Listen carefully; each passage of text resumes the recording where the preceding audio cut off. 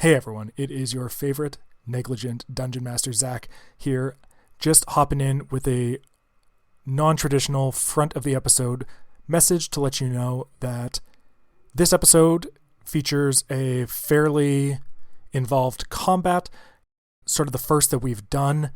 I know that when I listen to D&D podcasts, sometimes I can find it difficult to follow along without a visual reference. So just letting you know that if you want to see a map that we used for this battle, you can see it. It'll be posted on our Instagram at bard_soup. And if you are not someone who needs a visual reference, then congrats. Must be nice.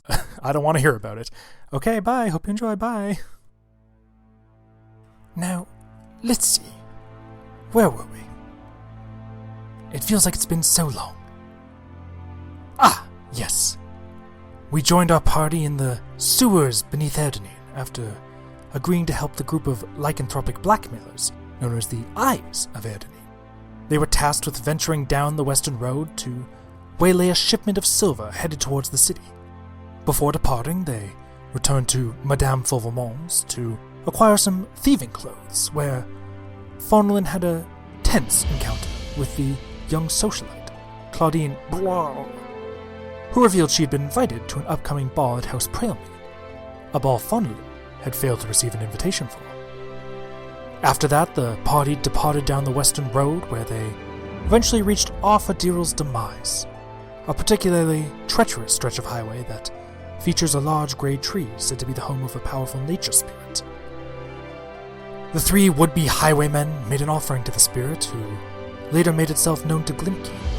Glimki requested help from the spirit for the upcoming battle, and in exchange he agreed to plant a peculiar grey acorn in his home of dwells.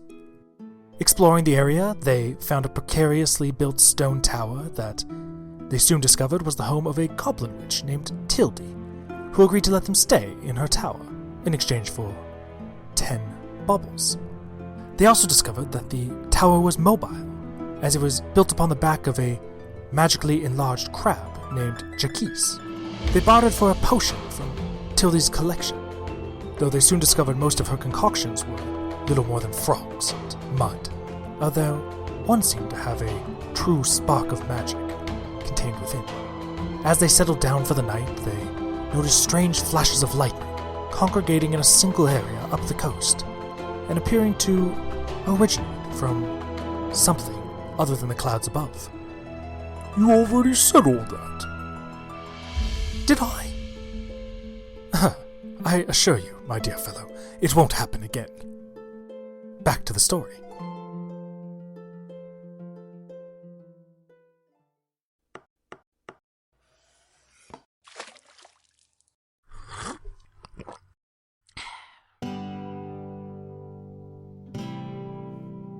Come gather round, travelers, and sit on the stoop. We'll tell you a story about Bard Soup. Three lovable scamps in our traveling troupe. We'll tell you a story about Bard Soup.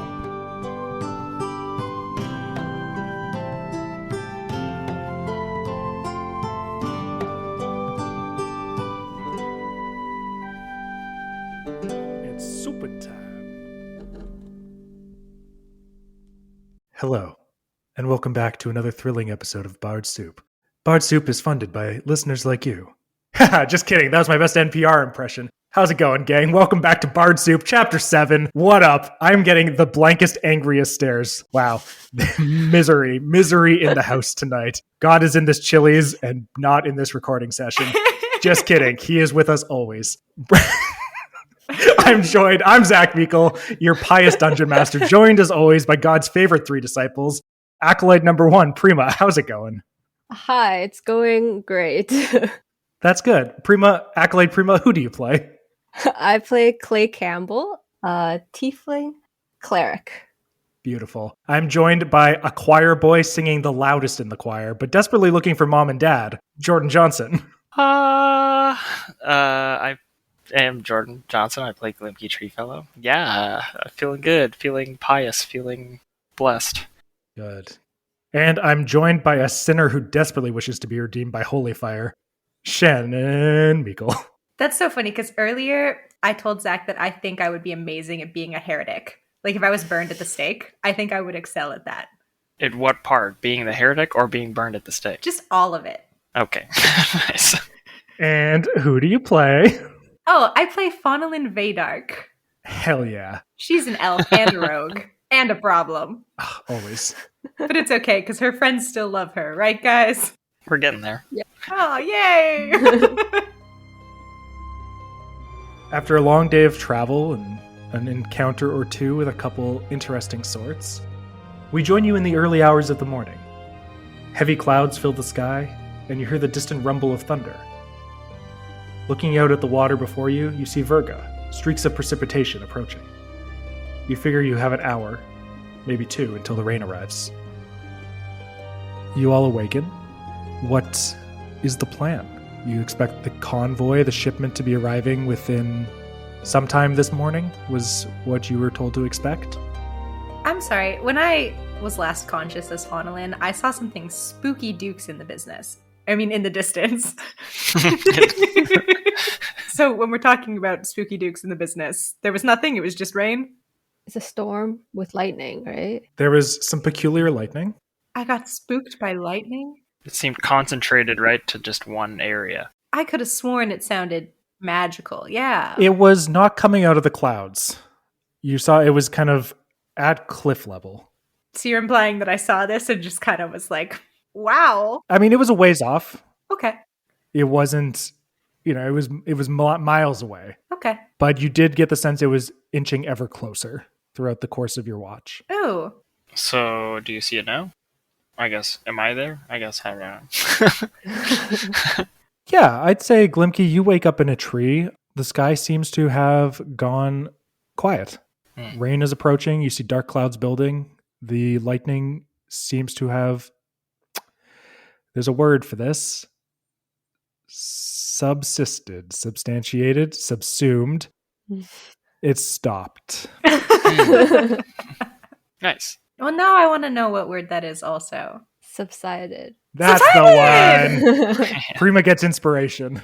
Hey! Prima does, but Clay doesn't.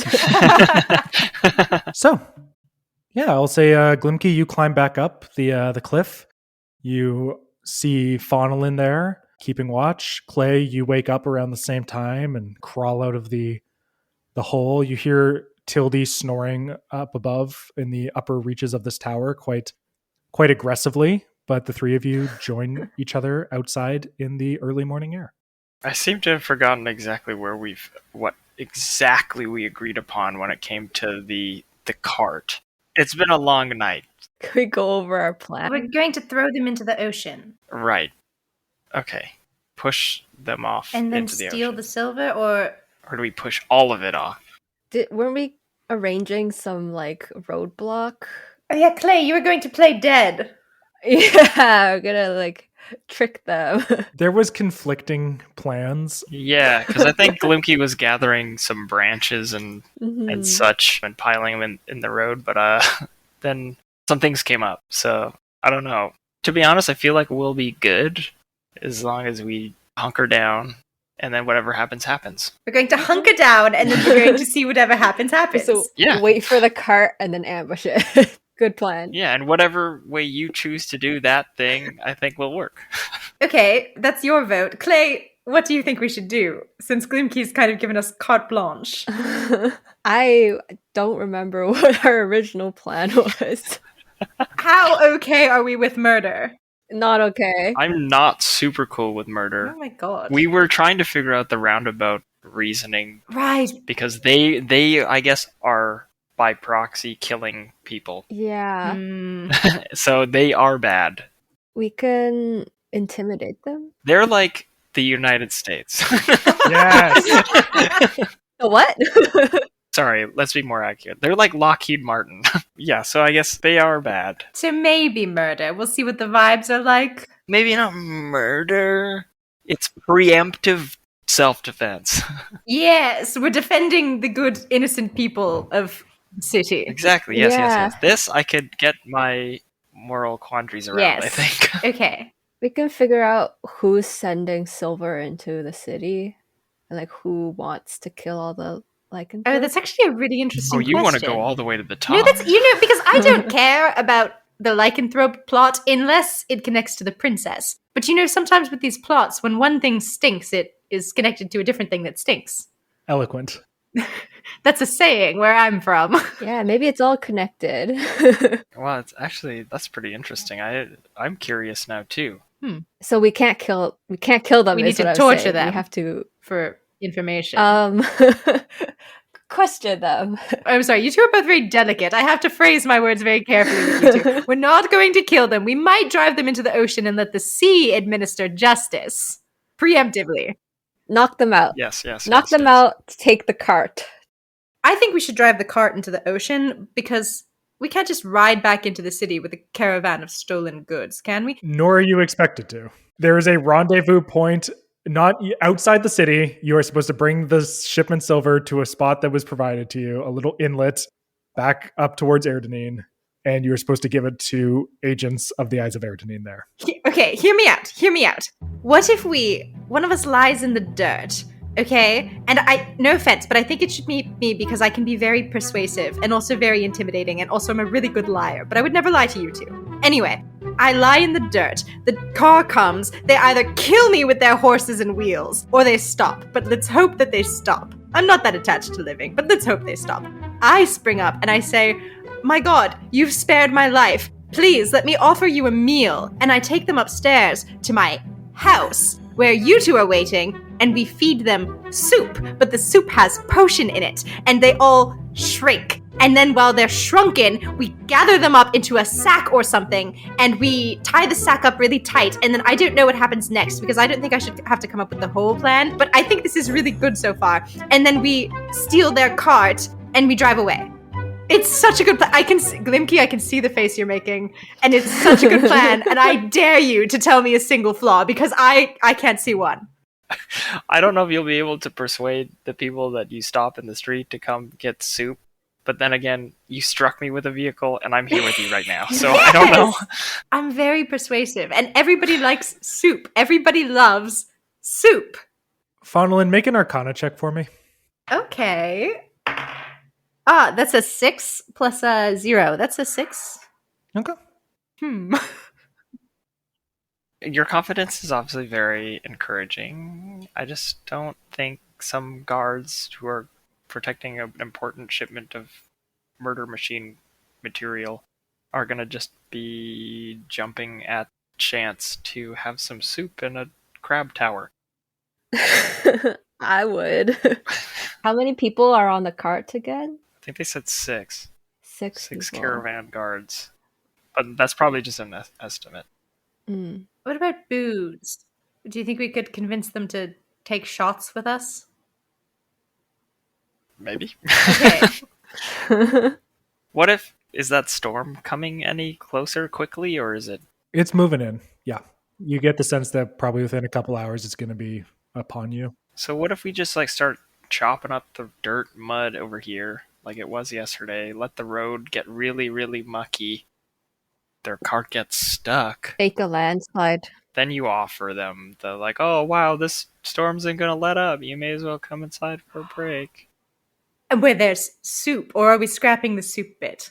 No, soup, yes. Yes, Get soup. warm, get out of the storm and have some soup. Maybe that'll That's be enough. so smart. If the storm actually makes landfall at the right time. Okay, and then of course we're all armed to the teeth along the while, and if it comes to blows, and we administer some justice on behalf of all the peoples that aren't the United States. Mm-hmm. Nice. We're getting real meta with this episode, gang, and as the guy who edits it, I'm gonna need to clamp down on that. Okay, we'll stop referencing imperialism. Fine. In our comedy podcast, fine. Okay, I mean, maybe we can try that out. Also, I feel pretty confident that if it does come to blows, we've got all the right things on our side to help us get through the fight. Be it physically, religiously, spiritually. Emotionally, whatever. Yeah, I think, we'll be good. Do you think we should ask Tildy to stay clear of this area while we do this? No. I think Tildy can square up. I don't think we should talk to Tildy. We're inviting these people to her house. I mean, she was pretty well. Was she welcoming to you guys? We paid her baubles. And what was a bauble exactly? Buttons and junk? Anything. I told her that the cart would have baubles on it, and that she could have okay, some. so she's probably pretty excited. Okay. So I think maybe she'll help us. Cool. Tildy might square up. And if she dies, we'll loot her house. Her crab. Yes. The keys will be ours. Okay, so maybe we spend a little bit of time just messing up the road and then wait. Yeah! And Faunalyn, brings her umbrella down into the dirt and accomplishes nothing with it. I'm helping too, I guess. I'd start chopping at the cliffside. Nice sneak attack dirt. No. Only if it doesn't see you coming. You set about defacing the road. You loosen up chunks of dirt, like when an ox pulls that big blade through soil, you know what I'm talking about? Tilling. Plowing. Yeah, plowing, yeah. But just do that. Make big rows of loose dirt so that when the rain hits, it all just gets really mucky and deep and jank. So a cart can't pass through. Exactly. Maybe throw a couple rocks in there, a branch or two. I think Faunalyn would unsheath her blade from her umbrella and start sawing at a tree. Not any tree, though. No sacred trees. trees. No sentient trees, as far as she knows. Does Glimki want to check first? No, I think we're good.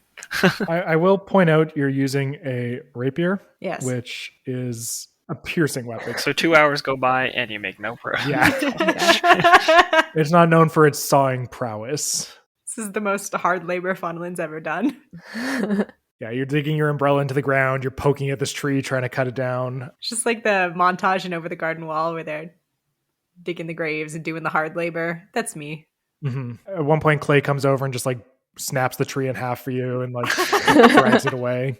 And then after probably an hour or more, you've mucked up the road. You figure if it rains, then it'll make it pretty, at the very least, it'll slow them down in a way that they'll have to stop and clear the road before they're able to continue, which would give you an opportunity to welcome them in. There's a space between the cliff and the tree, that gray-leaved ashen tree. That's kind of where we should do it, I think. Okay. Anything else? Any other preparations you wish to make? Can we gather up some big rocks and stuff and put them at the top of this cliff thing? Yeah. If you recall, there's all these large foundational stones. Let's do that. Let's put them all there, maybe with some levers made of stick, and just send them down the cliff. Nice. Sure. After another hour or so, you're able to drag probably a half dozen medium-sized rocks over. Nice. They're a pain to move, but you manage. A large boulder the size of a small boulder. Amazing. Anything else? I'm lying in the dirt. Is that the plan? You're dirt bait? I thought we agreed. Okay. I think you agreed. Okay, good luck. Okay, I'm lying in the dirt. Clay and Glimki. What are you two doing? I would like to hide in the branches of the tree, I think. Okay. I think I'm also gonna hide. I'll hide on the cliff behind the rocks and then be prepared to push them down the cliff towards the cart. Okay. So we have Faunalyn. You lie down in the dirt on the road. If you recall, it rained a lot yesterday, so it's already a little muddy. So immediately your dress is covered in mud. Glimki, you climb up into this tree. If you recall, it is cold to the touch. You feel a chill wind coming from the south, headed towards the north. And Clay, you are up on the cliff. You're about 20 feet above the road, up on this cliff, hunkered down next to a larger rock. You've set up a trap system, so it's going to take some strength. You'll probably have to make some strength checks to push any of these boulders down. But you have set yourself up for success. Each of you sit down to wait, just as the sky opens up. Wind whips around you, and the rain lashes at your faces. Luckily, you don't have to wait long.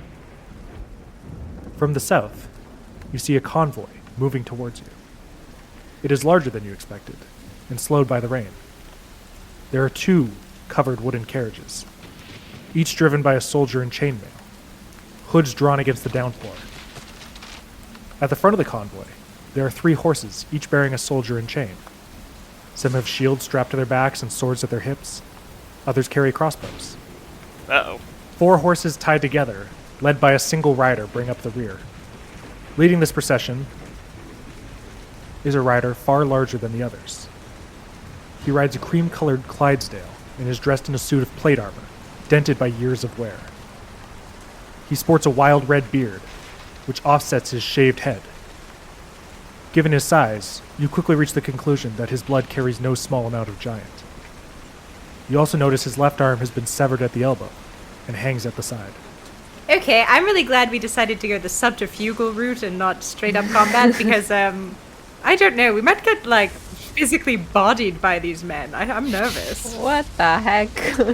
So wait, so there's like 3 guys, 2 carts. There are 4 guys on horse at the front. There are 2 carts, each driven by a soldier in armor, and then there is 1 guy at the back with 3 other horses.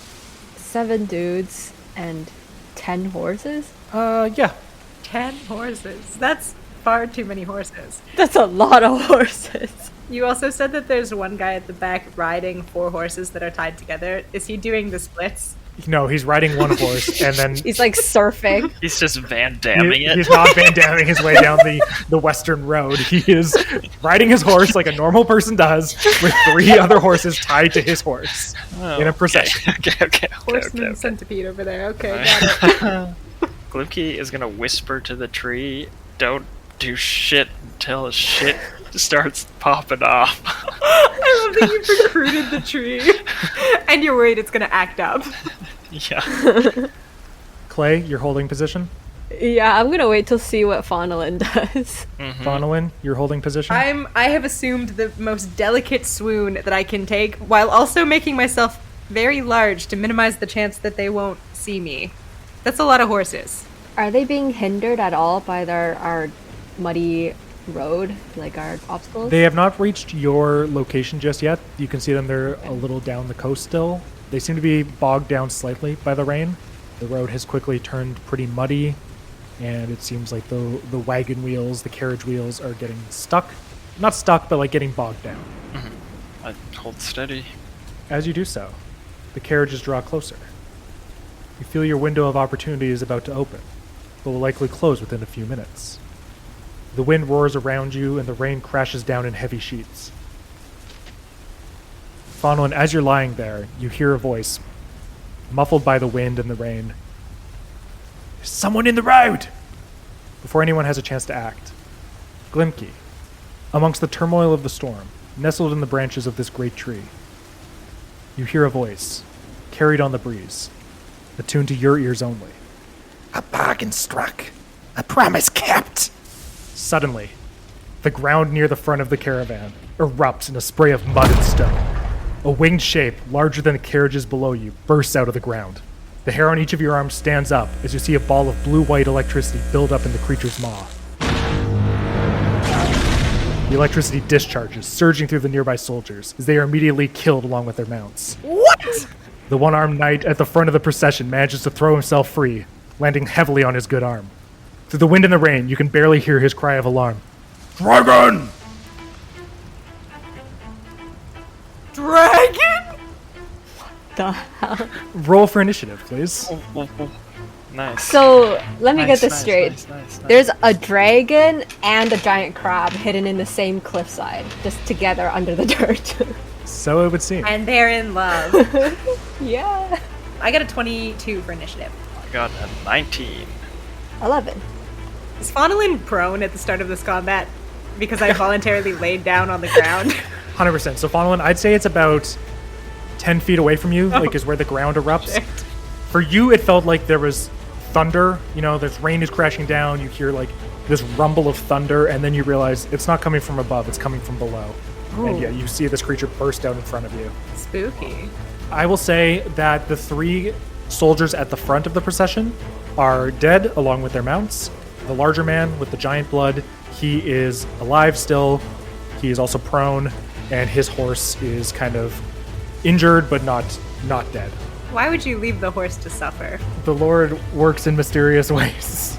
You were like, I need you guys to know, this beautiful cream-colored Clydesdale, its legs are broken. You're gonna have to take it out back later. You can't run anymore. And the 2 fans we had are gone. One of them was me, and I'm leaving. So, Faunalyn, you are first. Okay, cool. I'm going to scramble upright, and this creature that has just erupted from the dirt, what am I seeing here? You're close enough, you can take it in great detail. It is probably around 15 feet from the tip of its snout, from its head to the tip of its tail. It has these long, blue, leathery wings that are stretched out from either side. It has these blue scales, and you see the snout has this long, curved horn curling up from it. Cool. As it bursts from the ground, it kind of just flaps its wings and roars up into the air. It seems like it is getting ready to move, but you get to go before it. Okay, wow, I'm faster than a dragon. All that time we spent breaking the road, and this dragon just broke it more. Well, Glimki did strike a deal for assistance. That we don't know about. That you don't know about. This is a complete surprise.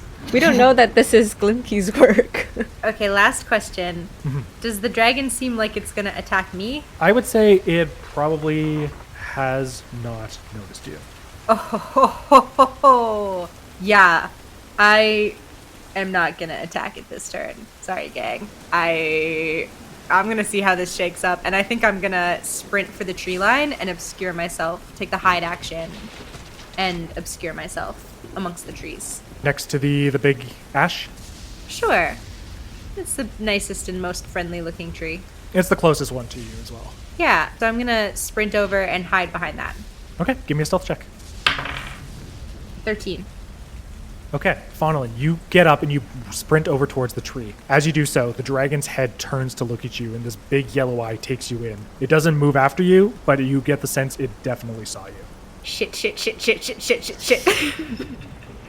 So, Faunalyn, you go sprinting behind this tree. Glimki, you are up in this tree, Okay. nestled in the branches. From here, how many people can I see? I would say you can see the whole damn enchilada. It's stretched out hot dog style towards you. A hot dog that's turned aside. That's such an interesting way to describe that. Okay, so three people died. Yes. 3 of the ones that were just mounted, so any of the carriage drivers? Or? No, the lightning hit the initial group of 4 guys. Oh, okay. The carriage drivers were beyond its range. Got it. You see 3 charred skeletons kind of just crumble off of their horses, which then the horses also proceed to crumble down to the ground. Nice. More horse death, yeah! Kill them all! The guy at the very back of the procession, he is on his horse still. All 4 of them or just one? He's only on one horse. I made it so clear. Glimki's gonna slide down the tree, past Faunalyn, and in his sprint across the road, say, I have reason to believe the dragon is on our side, and then cross the mud to the other side of the street and kind of try to clamber up towards the cliffs where we had laid our stone trap. Okay. I am going to need a athletics check from you as you try and climb up this cliff face. It is slippery. Oh, 11, not great. 11 is enough. You are able to run across the road, you dash across the road, climb up the cliffs. I will say it will probably take a dash to get there. You only have a movement of 25, right? Yes, I will dash. So I would say if you dash, you can reach you get up next to Clay, pull yourself up, but that will be your whole action, or your whole round. That's fine with me. You get up there. Glimki, you sprint across the road, climb up the cliff, hide down next to Clay. Faunalyn, from where you are, you watch as this dragon is going to make a bite against this horse. I knew it was going to be one of the horses. You watch as this dragon lashes forward, its neck snaps out, and it just grabs onto the horse and rips its head off. The large man who is riding it screams out, "Veronica!" And you watch as the dragon grips the horse in its claws, begins to take off into the air. It gets about 30 or so feet into the air. It just latches on and then flies straight up. I believe next up is Clay. What in Macrog's name is this? What's happening? I don't know. I look at Glimki like he has an explanation for this. Dragon good. Convoy bad. Okay, I try to set off the traps to aim the rocks at the carts. Sure. I will say it'll be like 1 action per rock to try and shove it down. Okay. So what I need to know is which cart are you targeting? The front one or the back one? The front one. Okay. I'm going to have you make an athletics check, and because you guys said that you made preparations with like some thick sticks as levers, you can make this with advantage. So athletic, we'll call it strength. Yay. Just like a raw strength, but with advantage. I got an 11. Okay. 11 is enough. Oh, cool. So you run over to one of the nearby rocks and you just push down with everything you've got on this lever you've fashioned. And you watch as the rock slowly like lifts, and then gravity takes over. It goes tumbling down the cliff.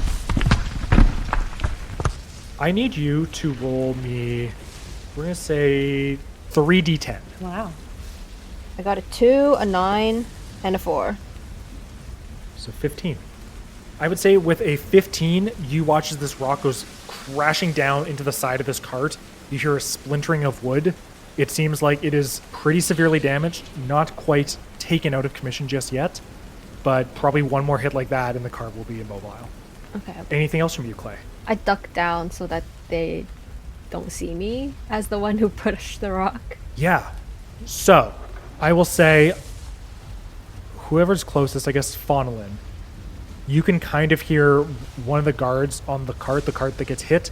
He shouts out, "Attackers on the cliffs above! It's an ambush!" Uh-oh. So we now go to the soldiers. That's so I hear them shout, "It's an ambush," and then I see Clay duck down behind the rocks. I'm like, uh-oh.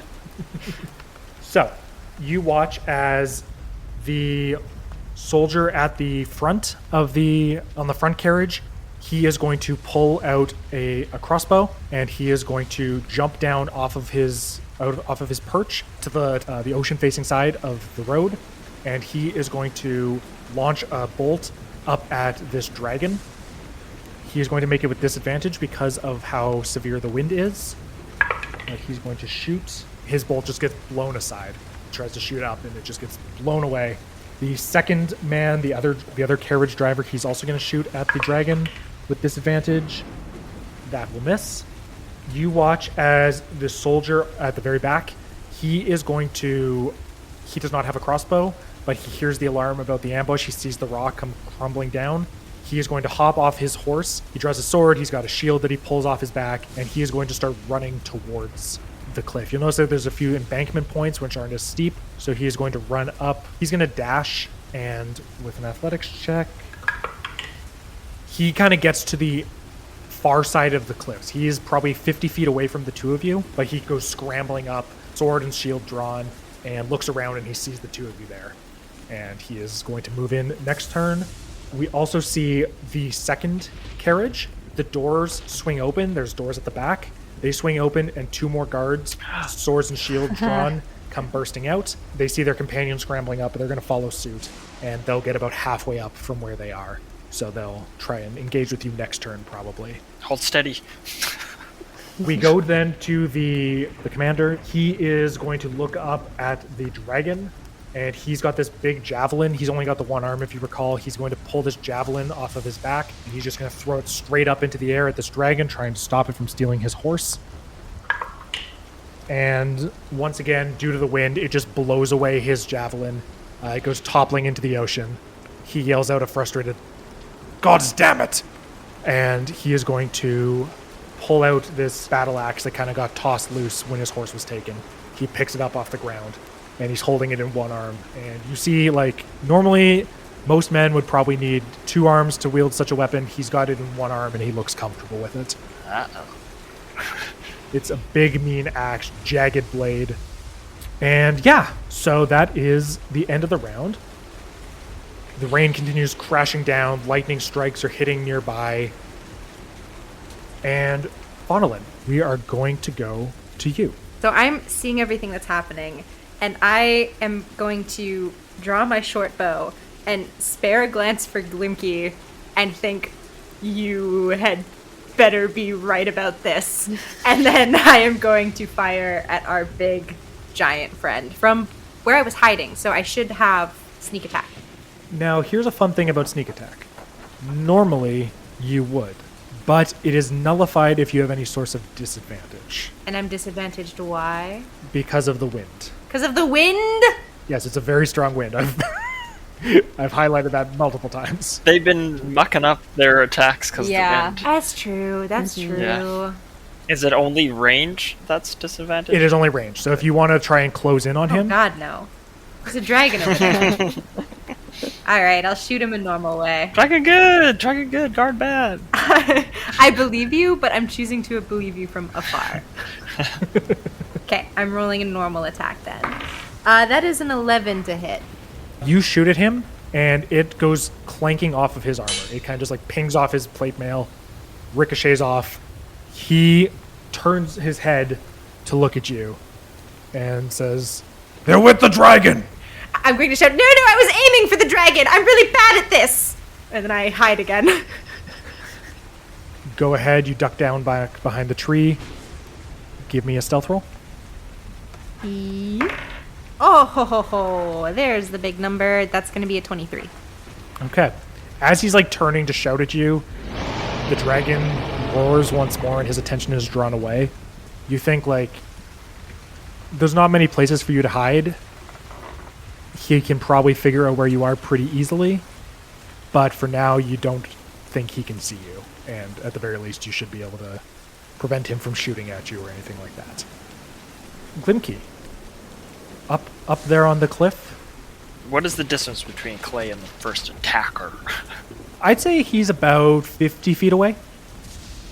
I'm going to position myself next to Clay within 5 feet, but I'm going to put myself facing the cliff. Does that make sense? And I would like to ready my attack action so that if they get within the attacking distance to Clay or myself, then I'm going to attack. Sure. But again, facing towards the cliff, shield out, sword out. I'm standing next to Clay, and I look at Clay and I say, "Stay right where you are." Okay. Glimki, you draw your sword, ready for any attackers. We will then go to the dragon. And all of you see these big wings, kind of water's just pouring off of them. Just sheets of water. That's so sick. Yeah. It is going to fly directly out to sea. It's going to fly 60 feet away from all of you, out towards the ocean. It's got this horse in its claws, and it has what it came for. The horse. A meal. That beautiful, creamy Clydesdale named Veronica. Veronica. Clay, it is your turn. So there's one guy approaching me. There's one guy running right at you, like he's going to charge at you this turn. Then there are two more that you can see scrambling up the cliffs below.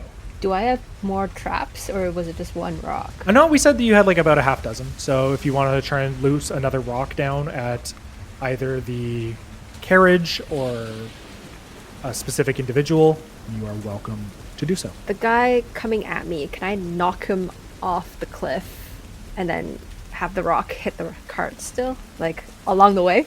He's on your level. He is down to the south. The rocks are kind of pooled at this little outcropping that overlooks the road. So there's no way to hit him with the rock.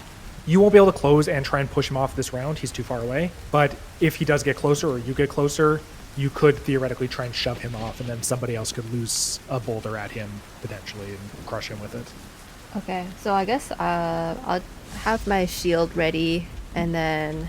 I will say, you know what? I will say, there are those two guys that are on a lower level, so you could loose a boulder at them. Okay, I'm gonna do that. Okay. 'Cause I want to hit people with our traps.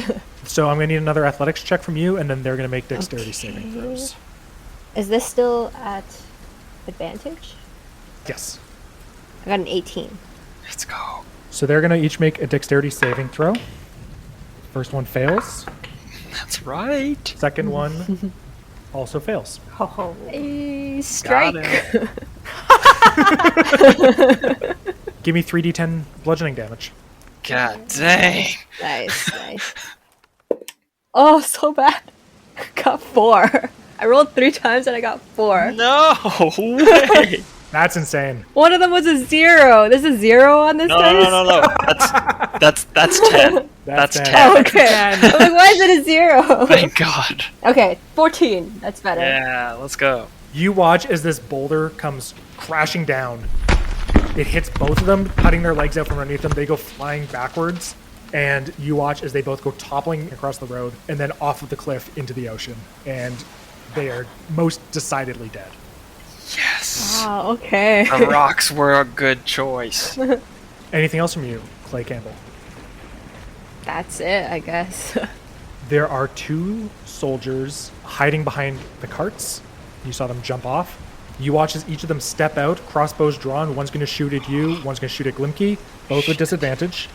The strike against you, Clay, big ol' miss, rolled a 3 on the die, both times. The one against you, Glimki, does a 13 hit. No, sir. You watch as this bolt goes flying through the air, and you kind of just knock it away with your shield. The one with a sword, he is going to charge at you, Glimki. He uses all of his movement to get to you, so you can make an attack against him. Yes, okay. Nice. Cool. Okay, I got a 16 plus 4, 20. Nice. That hits. And then I'm gonna, just because, why not? This is the first time this guy's been hit. I'm gonna use a Divine Smite, because why not? To just tack on some extra damage here. Okay. That's going to be 5 with just the slashing damage, and then 2 more d8 of radiant damage.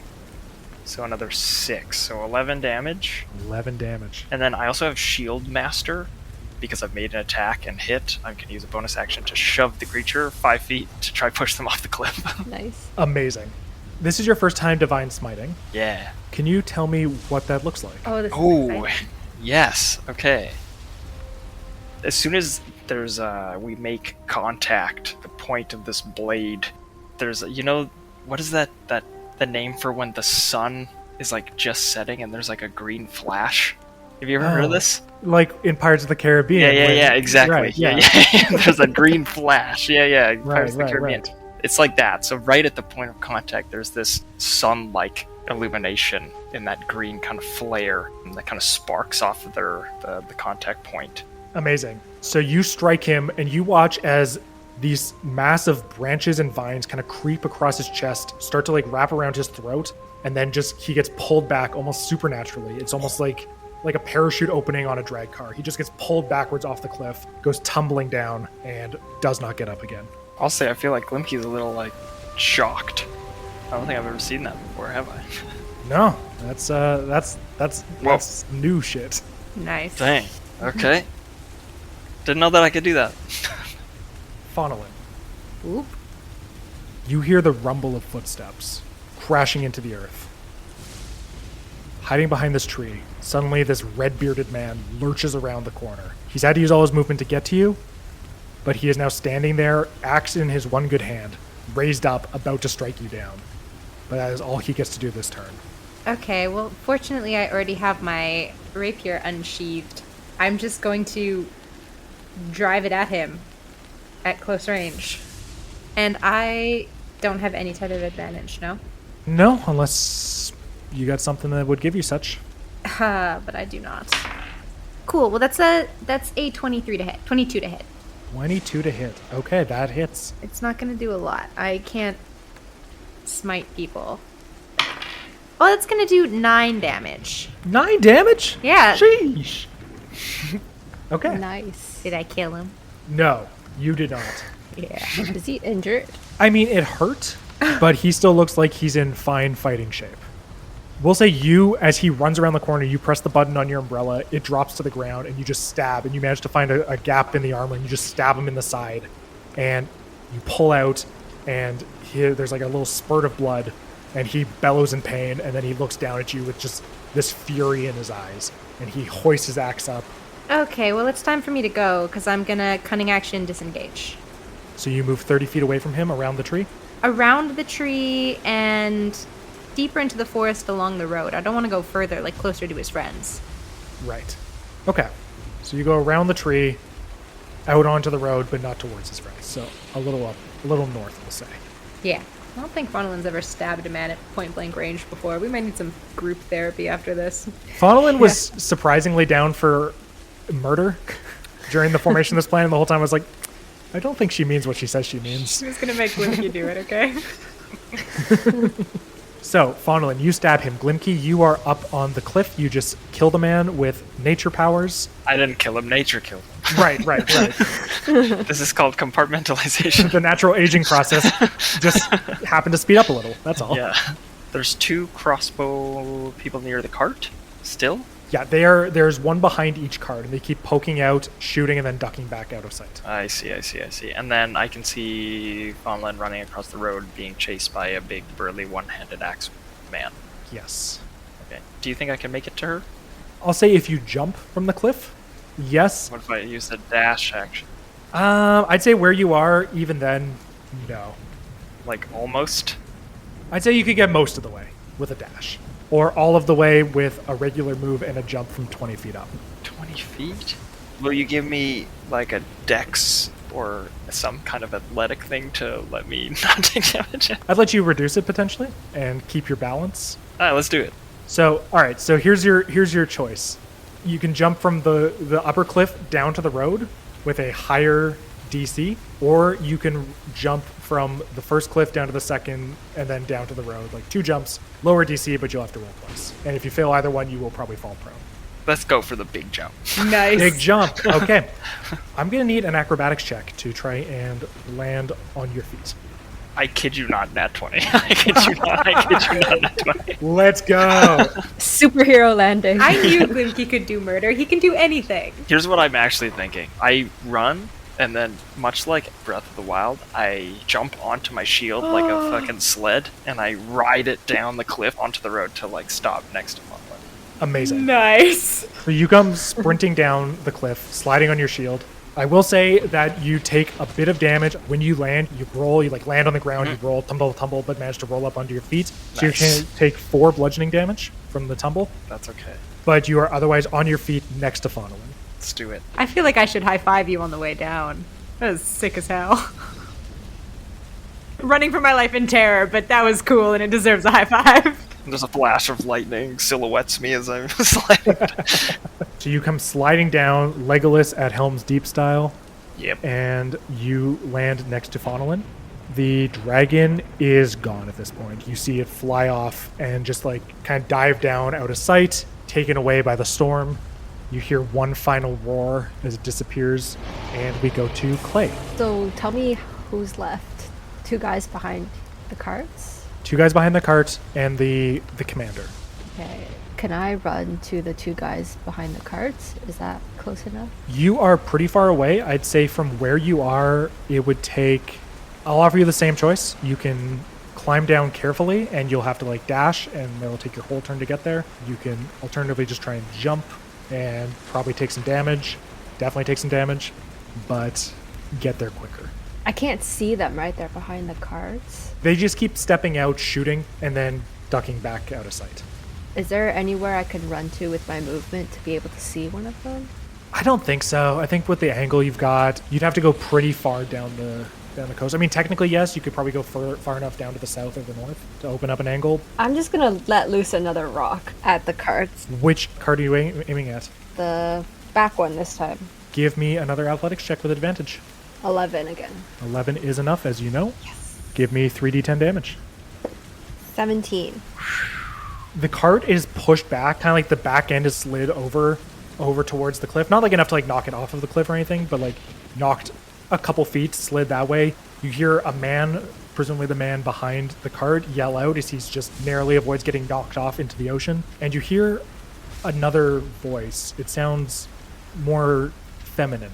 And when the rock hits this cart, you hear a muffled scream. They have someone in the cart.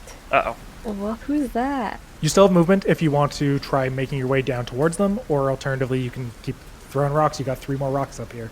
You've been throwing rocks at these carts, and there's going to be like innocent hostages in the back. And you said strike when you hit it. Oh, we're in trouble. No, I hit two guards off the cliff. I guess I'll use the rest of my movement to run down. Jumping or climbing? Climbing. I don't want to go all the way down. Just like however far I could get. You can make it all the way down, but you'll just have to make 1 athletics check to climb down on the slippery rocks. Okay. 8. You only make it halfway. You start climbing down, and your hand just slips. You are going to take 4 bludgeoning damage as you land on a rock. Kind of hits you in the middle of your back, and it hurts like crazy. And That, we'll say with the rest of your movement, you're able to pull yourself back up to your feet, but you're only about halfway down the cliff now. Okay. The 2 crossbowmen are going to shoot at you, Clay, with disadvantage. Does a 10 hit. Amazing. It was a 17, then it bounced over to a 3, which means that's going to be a 6. Faunalyn, you look over your shoulder and see this large man. He stands 7.5 feet tall, maybe 8, crashing towards you. He's bellowing. He sees that like half his soldiers are dead, half the horses are dead. He's in this rage. He comes crashing towards you. You look over your other shoulder and you see Glimki come sliding down the cliff, kind of tumble. He kind of slips a little on the landing, but manages to pull himself up and stand between you and this guy. Glimki, I assume that was your intention? To be next to her, yeah. Mechanically 5 feet away. Glimki, you have a choice. You can try and take this hit for her. No. This is what's going to happen. I'm going to use my fighting style, which is Protector, so if he's swinging at her, I can just impose disadvantage. Disadvantage. Huge. Okay. Nice. That's massive. He is going to swing at you, Faunalyn. It would be a 24, but instead it's a 7. Yes, so Glimki slides through the mud, feeds his fist through the leather bindings on the back of his shield, rolls to his feet, and then somehow, in time, catches the glancing blow of his axe. I'm using all of my abilities. To great effect. It is the time to do it for sure. So that is his attack, which is wasted as a result. Nice. And we go to Faunalyn. So I have advantage now, yeah? You don't have advantage, but you can sneak attack. But I can sneak attack. Okay. 'Cause a friend is within 5 feet. Ba-da-ba-da-bum. Hey, kids at home. Hey, all you cool listeners at home. Hey, the rules say that you can flank and get advantage, but Zaddy don't play that way because I think it's bad for the game. But I do give a +2 advantage if you are flanking. Not +2 advantage. Let's be clear about that. A +2 to your attack if you are flanking. Because there's a lot of cool ways to get advantage, and they're all wasted when you just do a combo line. So, what you doing, Faunalyn? I'm just trying to think of a way that I could do this to remotely match the coolness that I've just witnessed. I am going to swing with all of my might with my rapier, and I'm going to do it. Glimki's like on the ground kneeling, right, holding the guy's sword, so I'm gonna like do it above Glimki's head. We're already doing team combos? Hell yeah. And I'm gonna go for the guy's throat because Faunalyn adapted quickly to the challenge of killing someone. She's on board with it now. Okay, that's a 14 to hit. 14 is not going to do it. No! You try and like thrust up at his throat, and we'll say he breaks free of Glimki's deflection and pulls his arm up, and the armor on his right arm just absorbs your strike and doesn't hurt him. Okay, sorry, Glimki, and I'm going to disengage, cutting action disengage, and I'm going to dodge under him, and I'm going to run around behind him, so he could hit me next turn if he wants to, but now we'll be flanking. Okay, it is Glimki's turn. I'm just gonna attack. Oh, nah. +2, right? +2. 8. Nice, my man. I knew it was coming, but it was sweet to hear. So you strike up at this guy, but you're bound up in his business. You know, your shield's kind of on him. It's hard for you to get your sword around, and he kind of just pulls free of your strike. Doesn't connect. Because I have my shield master, I made an attack action. I can still use a bonus action to try shove him. Okay, so that'll be a contested athletics check. Darn, 12. He got a nat 20. All right, so I bash him with my shield and bounce right back off. Yeah, it's like trying to knock over a tree. Damn it. He is unmoving. You watch, he's been furious this entire time. He grimaces, and then like it turns into a bit of like a half grin. Like his lip curls up at the corner, and he looks down at you, and he kind of cracks his knuckles. And what is about to follow will probably hurt. I made a mistake. Clay, you have pulled yourself up onto your feet. You are still like halfway down the cliff. You are 10 feet above the road. You don't have to climb down for this portion because where you are, there is like a bit of an embankment. There's a ramp of sorts. You can run down it if you're trying to get to either one of the carriages or behind the carriages to take care of the guy who's been shooting at you. Either way. There's also a group of very scared horses that haven't run off but are like freaking out. The carriage at the back had the woman in it. Can I reach that carriage? Yep. You could. The doors are open on the back. That's where those 2 soldiers came out of at the beginning of the fight. You could run in if you want, or you could just run up and look in. Yeah, I want to run in and see who's in there. Okay. You run up, and the door is swinging, flapping in the wind, getting buffeted about. You look in, and you see a female shape. You see that there is this slender individual. Their arms are manacled to the back of this carriage. They are just like kind of up in the air. They're tied to the back of this carriage. And there is a sack over their head, like a burlap sack. Oh. It couldn't be the princess, right? Too easy. And where's the guard now? Am I close to him now because I'm at the cart? He is around the corner. He doesn't know that you are there yet because he's kind of ducked out of sight. He shot at you and then ducked out of sight, so he probably does not know that you have come up. Okay. Well, I look at the woman and be like, "What the heck?" And then I go to take out the guard first. Deal with that first, yeah. So you run around the corner. You see this guard. He is quickly reloading his crossbow. He's cinching or winching it up, and yeah, you are able to close in on him, and you can make an attack if you want. Let me see what I have in here. And they haven't been hit or anything yet. They have not been hit. No. I will cast Word of Radiance. It's an action. Okay. It's a cantrip. Okay.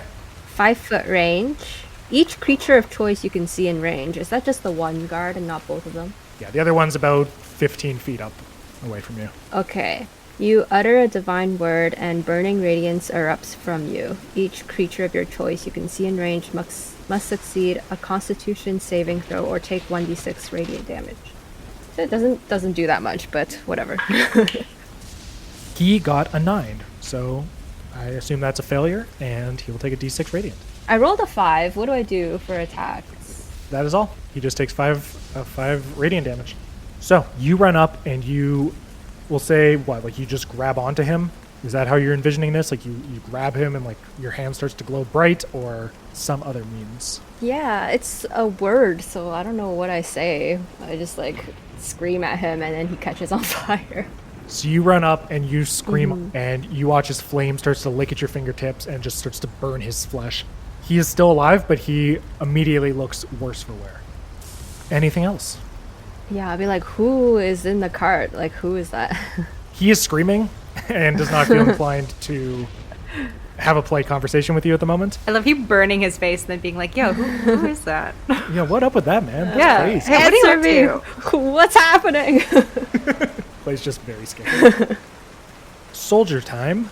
The one is going to try and... I'm going to say he's going to try and shove you back 5 feet. So I'm going to have you make an athletics check. Okay, I got a 6. He got an 8. So you are shoved back 5 feet. You kind of like dance backwards, and you find like you look over your shoulder and you see you're wobbling at the edge of this cliff face. Oh shit. And he is going to run 30 feet away from you to try and create some distance. And as he does so, it opens up a shot for his companion, who is going to let loose with disadvantage. Does a 13 hit? Nope. So he, dunk, this crossbow goes shooting at you, just whizzes over your shoulder, right past your ear, doesn't connect with you. And we go to the commander. He is only been hit the one time by one Faunalyn Vaydark, so he is not in a position to worry too much. He is going to strike at you, Glimki. Does a 17 hit. No. Holy. He comes down with his full force, crashes into your shield. You feel it reverberate throughout your entire body. You feel yourself sink like an inch into the ground. Oh, damn. But you manage to hold strong. You're not knocked off your feet. And he just bellows out in frustration. This guy's always bellowing. He is going to step back, I'm going to say 5 feet, not out of range of either of you to provoke an opportunity attack, but just enough to break the flank, if that makes sense. Okay, yeah. And that's him. And we go to Faunalyn at the top once more. Rain is crashing down. I'm resuming that flank position. Yeah, I guess so. Immediately, like, it's not a challenge to do so at all. In my mind, I'm like, yes, this is good strategy. Yes. But no, immediately you're able to rejoin the flank. Now we're just dancing. I'm gonna do a sneak attack on him. Again, I'm gonna try. Okay. Okay, does the 17 hit?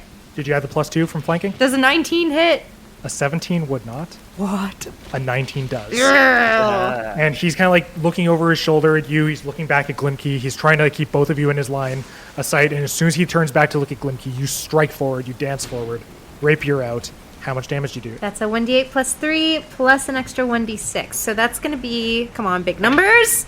Okay, that's going to be a 7 plus a 1. That's an 8. He takes another 8 damage. You stab him in the leg, and he drops to one knee, and then rips his leg free of your strike, and pulls himself back up to his feet, just fire in his eyes. Anything else you want to do? I think that when Faunalyn does a sneak attack, she should be like a Baldur's Gate character and have like a little sneaky catchphrase. So she's going to say, I am one with the shadows, and then shank him in the leg. Nice. Very good. Very on brand for this noble woman. Thank you. She's standing in broad daylight. I mean, there's not a whole lot of day or light at the Yeah, moment. there's clouds. Clouds are pouring rain upon you. Shadows creep upon the sky. Yes. Bars. Glimki, please go. I guess I can just swing at him again. Let's try to get a hit here. Oh my guy. Nat 20. Oh, Nice. no. Get his ass. Let's Divine Smite him again. And you double the Divine Smite damage. Wait, really? Yeah. Ooh. Okay, so out of the sword, we've got 10 damage, and then plus 2d8 is 15 of that explosive green energy, but that's just 2d8. I have to double that as well. Yeah. So that's 10, 25, plus, rolled on another one, another 6, so 31 damage of divine radiant energy comes exploding out of Glimki's sword. You never asked him his name. You never asked him his story. Maybe he would have told you things. Oh, whoops. Please tell me, what happens to Cormac Bruckton as you strike him down? Let me paint a picture for you here. Okay, he swings down upon my shield, and like you said, it presses me deep into the earth. But instead of just being stuck in the mud, roots ground my resolve. They wrap around my feet and steady my stance so I can swing true, and that explosive green light at the point of contact of his plate armor shatters it as this explosive green light explodes out of the back of his armor. This now husk of a man is left looming over top of us, and Glimki's kind of in a state of shock again with this amount of newfound power coming out of his blade. He drops to one knee, gasps for air, and as he falls to the ground, you watch his roots from the nearby tree start to slowly envelop him and pull him down into the ground. Nice. What does Glimki do? He's got some movement. You look around and you see that there is 2 men left. They are both behind these carriages, engaged with Clay, who is teetering at the edge of a cliff, and that seems to be the only people in this fight. I guess I'll start moving towards the cart there. I'll say to Faunalyn that they'll probably give up now. If they're going to give up, should we, I don't know. We should keep fighting until that happens, right? Oh, we can try to call out to them, see if they respond. Okay, I'm going to call out, are you giving up yet? There's no response. Ooh. No response usually means no, in my opinion. As you call out to them, the closest one to you looks over at you. There's kind of this narrow window you can see between him and the carriage and the edge of the cliff. He looks over at you and he sees Cormac dead on the ground, and you see the color drains from his face. He looks over at his companion and says, "The commander's dead! We gotta get out of here!" Oh, man. My god, Glimki, you just killed a man. Yeah, and now there's witnesses. Oh my god, should we kill those men also? But we definitely gotta stop them from running away. Okay. Doesn't that mean kill them? We could non-lethally, let's just stop them in their tracks. Where can they go? This way or that way? Good point. Wait, we have a proposition and it doesn't end in death. Clay, it is your turn. Having tried to use some fire, and because it's raining so heavily, I'm not going to try that again. Can I just run up and grab one so he can't run away? Yeah, you could run up and try and grapple the one closest to you. Yes, I'll do that. And I'll just say, surrender now. Give me an athletics check to try and grapple him. I got a 10. You run up, try and envelop him in this bear hug just to calm him down, pin his arms to his side. He just bursts forward, he kind of shoves you back, and you are unable to grab onto him. So you try and grab him, he is going to push you away, and it is their turn. The 2 of them are going to run for the front carriage.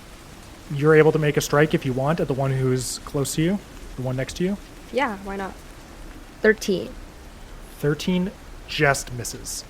You catch him in the back. He's got this chain shirt on, and you strike at it. It knocks him off stride for a second, but not enough to do any damage. And he is going to jump up on the carriage with his companion, who is going to grab the reins and go, "Hia!" So he's coming towards us. They're going to start charging towards you. Oh, no. But he is going to make an animal handling check because the horses are severely spooked by everything that's happened, and he's able to control them. So the horses are going to start lumbering towards you. They're kind of building up to speed. You know, they're towing this heavy carriage. Glimki and Faunalyn, these horses are barreling towards you, and probably, unless you make moves to get out of the way, if you recall, the road is very narrow. There's not a lot of room for you. So if you're going to try and avoid being run over, you're going to have to act quickly. If you'll recall, if you hunker down and pretend to be a rock, the horses won't step on you. So that's what I'll be doing on my turn. Is that a horse thing? That's a real horse thing! I hate when the world shares real world knowledge with me, and I have to process that in real time. I'm really worried this is a thing that I've believed to be true my whole life, and I'm good. So for example, I believed my whole adult life that there was a scandal around 2008 that IKEA really had horse meat in their meatballs. And I was informed recently that that's just something some guy said to me once, and my brain interpreted it as factual news. So I'm pretty sure that if a horse or a stampede of horses is running at you, you could just get really small and the horses won't step on you. They will avoid stepping on you. But it could be another meatball situation, to be fair.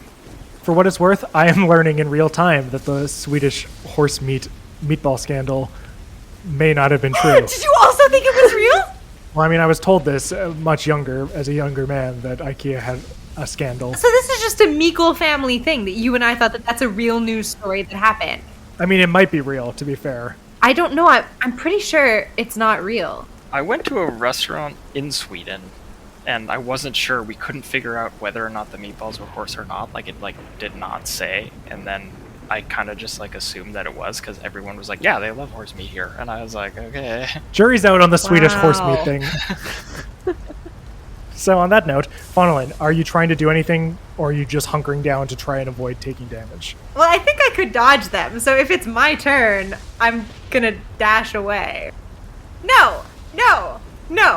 Stick to your principles, everybody. I'm grabbing the top of my wig, and I'm curling down like an armadillo with the wig on the inside, because if they step on it, it will be ruined. And I'm tucking into a ball, and I'm lying down, and those horses aren't going to touch me. Okay. Glimki, Yes, sir. what say you? There's 2 men on carriage driving towards you quite rapidly. I'm gonna jump off of her back.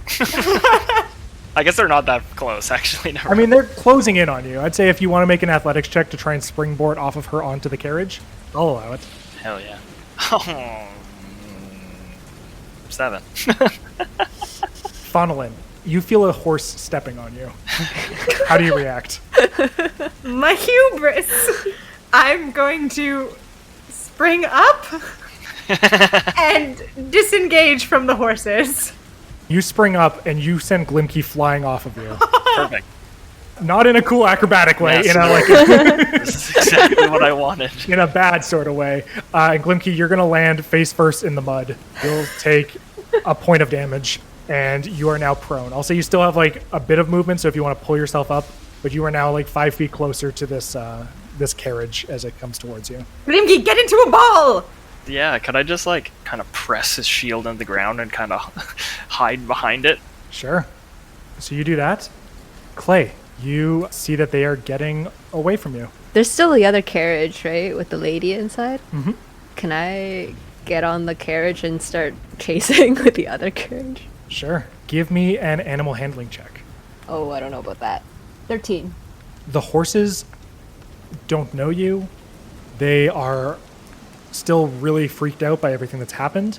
I will say one of the 2 horses, there's 2 horses on this carriage, I say one of them starts to kind of push forward. The other one's a little skittish still. So you're going to start slowly moving forward, but you don't get up to full speed. Okay. As one of the horses is resisting. So they're still gaining. You close a bit of the distance, but they're moving much quicker. Okay, I yell to the others, get on! I have to be struck by this first one. Clay, you hop on the second carriage, start moving after them. One of the guards is fully absorbed with steering this carriage along this dangerous coastal highway. The second one pulls his crossbow out, turns to face you, and bling, shoots at you. The wind is still raging, so it's going to be with disadvantage. And, first roll was a 5, so I'm guessing no. So he shoots at you, it goes flying past you, doesn't even come close. A sudden gust pulls it away completely out of your area of effect. And the carriage is going to move forward now at this point because the other guy's driving it. So I'm going to have both of you make dexterity saving throws. Glimki, I will say you can make a strength saving throw because of how you have positioned yourself. Can not make it with advantage. I was going to let you make it with advantage, but then you stood up. You ruined my plan. Oopsie. Yeah. So, Faunalyn, dexterity saving throw, Glimki strength saving throw. I got a 19. Oh, you've killed me. No. That's a 13. Whew. Good thing you made your saves. You both would have taken 19 bludgeoning damage, reduced to 9. Actually, because of my shield master thing, I can make half damage on a success be no damage.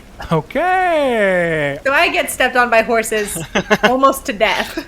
Yeah, Glimki knocks the wagon wheel away from him, and the carriage skirts, like it slides a bit, and it clips you, Faunalyn, and like sends you, like, kind of smushes you up against the cliff face. Whoops.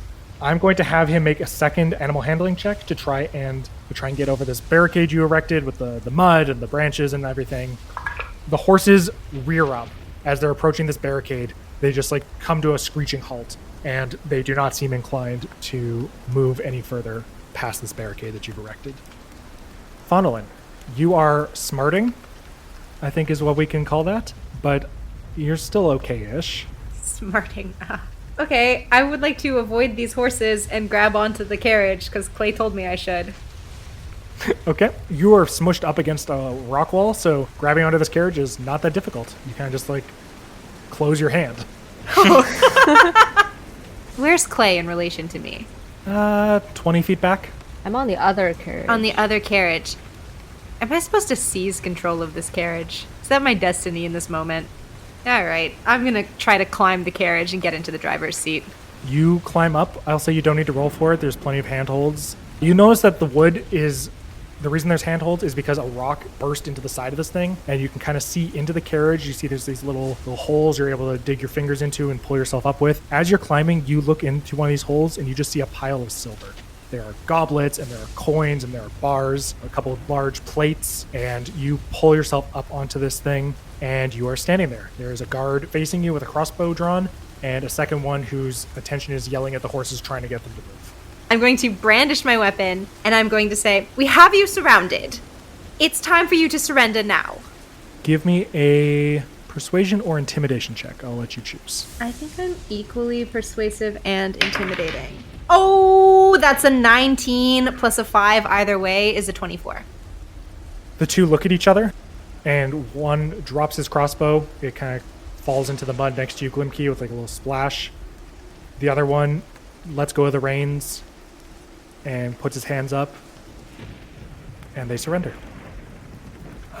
I look at Glimki like, did you see that? Okay, I can be cool too sometimes, okay? Okay, good. I didn't actually think you were going to go along with it. Go out of here and go stand in the middle of the road. We're not going to kill you. Just have to, I don't know, go stand over there or something. And get on your knees, I think, is a thing. That sounds right? Yes, ma'am. Yes, ma'am. Okay, good. Pronto. And they both carefully climb down off of the carriage, and we'll say they go stand in between the two carriages and get down on their knees. Okay, cool. Well, what are you two gentlemen's called? I'm Winston. And I'm Charles. Winston and Charles. Okay, nice to meet you. Rumpus. Do you mean me or Rumpus? I mean both of you. I have these two, and I think they work for me now. So what do I do with them? Tie them up. Yeah. Tie them up. Ooh, they don't have to touch them. Okay, all right. I'm gonna start tying them up. Sure. You have them sit down back to back and just tie a big rope around them, and they are bound up in the middle of the road. Okay, Rumpus is... I don't know. What now? Is our plan finished? Do we just go now? Well, I mean, if Rumpus was saying that we should figure out if this goes any higher than them, and like what is Yeah. what are they doing with all this silver? Oh, Clay's gonna climb into the back of the carriage and take the sack off the woman's face. Good call. Good call. We don't know about that woman yet, though, because Clay hasn't told us, right? Clay, make a Constitution saving throw. Oh no! Shit! What is that? Oh no! I got a 9. Clay, you pull the hood off this woman, and you see she has this gray skin drawn tight over her cheeks. Her hair is a nest of snakes. Oh, shoot. Her eyes flash yellow. And you look down and you see that your feet are slowly turning to stone. Oh, no. I need you to make a Oh second my God. Constitution saving throw. I can still move my arms, right? I'd say not in an appreciable way. I'm lifting the hood off of her. Can I just yank it back down? No? You are restrained. I'm going to say you try to, and you look and you see that the tips of your hands are already turned to stone as well. Oh, no. I got a 12. Clay Campbell, you turn to stone. Oof. More like Stone Campbell, am I right? Oh, Yeah. Oh, no. Rumpus, where did Rumpus go? Oh, what is she doing back there? Glimki, would you go check on Rumpus? Sure. Okay. You got these guys handled? I think so. I'm just going to, I don't know, like ask them who they work for and what their deal is and if they have any hot goss, basically. Okay. Okay. Clay. No. I need Rumpus. I look at Winston and Jarls and I say, I command you to forget that. Okay. What? Right you are. Glimki starts rounding about the back of this other cart. He says hello to the horses, gives them a pat. Clay! Can I do anything or I'm just stone? You are fully turned to stone. Am I conscious? I would say, based off my understanding of how brains work, no. Glimki, you round the corner, and the view is blocked. Clay is a big person, takes up a lot of the space. You see a stone statue that looks like Clay, and you can kind of just make out the shape of another person. You can kind of see like the manacled arms that are up, but you do not see the person's head or face. At a glance, seeing the shape of my friend as stone, does that, alarm bells? Is there anything popping up in my head? I'd say you can make a history check. Okay. 12. You don't know what happened, but you can tell that is Clay. You can tell that Clay has been petrified, turned to stone, and you can think of a few dozen camp stories that you heard around a fireplace in Dwells, people talking about gorgons and cockatrices and what have you, various monsters. People can be turned to stone, and it's by powerful magic, and you don't know what powerful magic did it, but I think you have enough common sense to immediately pull back and figure whatever is in that carriage with Clay probably did this. Glimki recoils back around the corner and fighting that well of emotion in his eyes there. You can see it kind of sparkle to life. He turns sternly to the two prisoners and is going to stomp through the mud towards them. And I would like to grab one and start dragging him towards the back of the carriage. Yeah, they are tied together. Nope, I'm cutting one loose. I'm cutting one out of the group, and I'm pulling him with me. I'm taking the other one, Winston. Charles can stay. He has a funnier voice that I want you to keep doing. Faunalyn, you watch as Glimki comes over, cuts your prisoners loose, and then starts dragging one of them over to the carriage. Is he putting up a fight?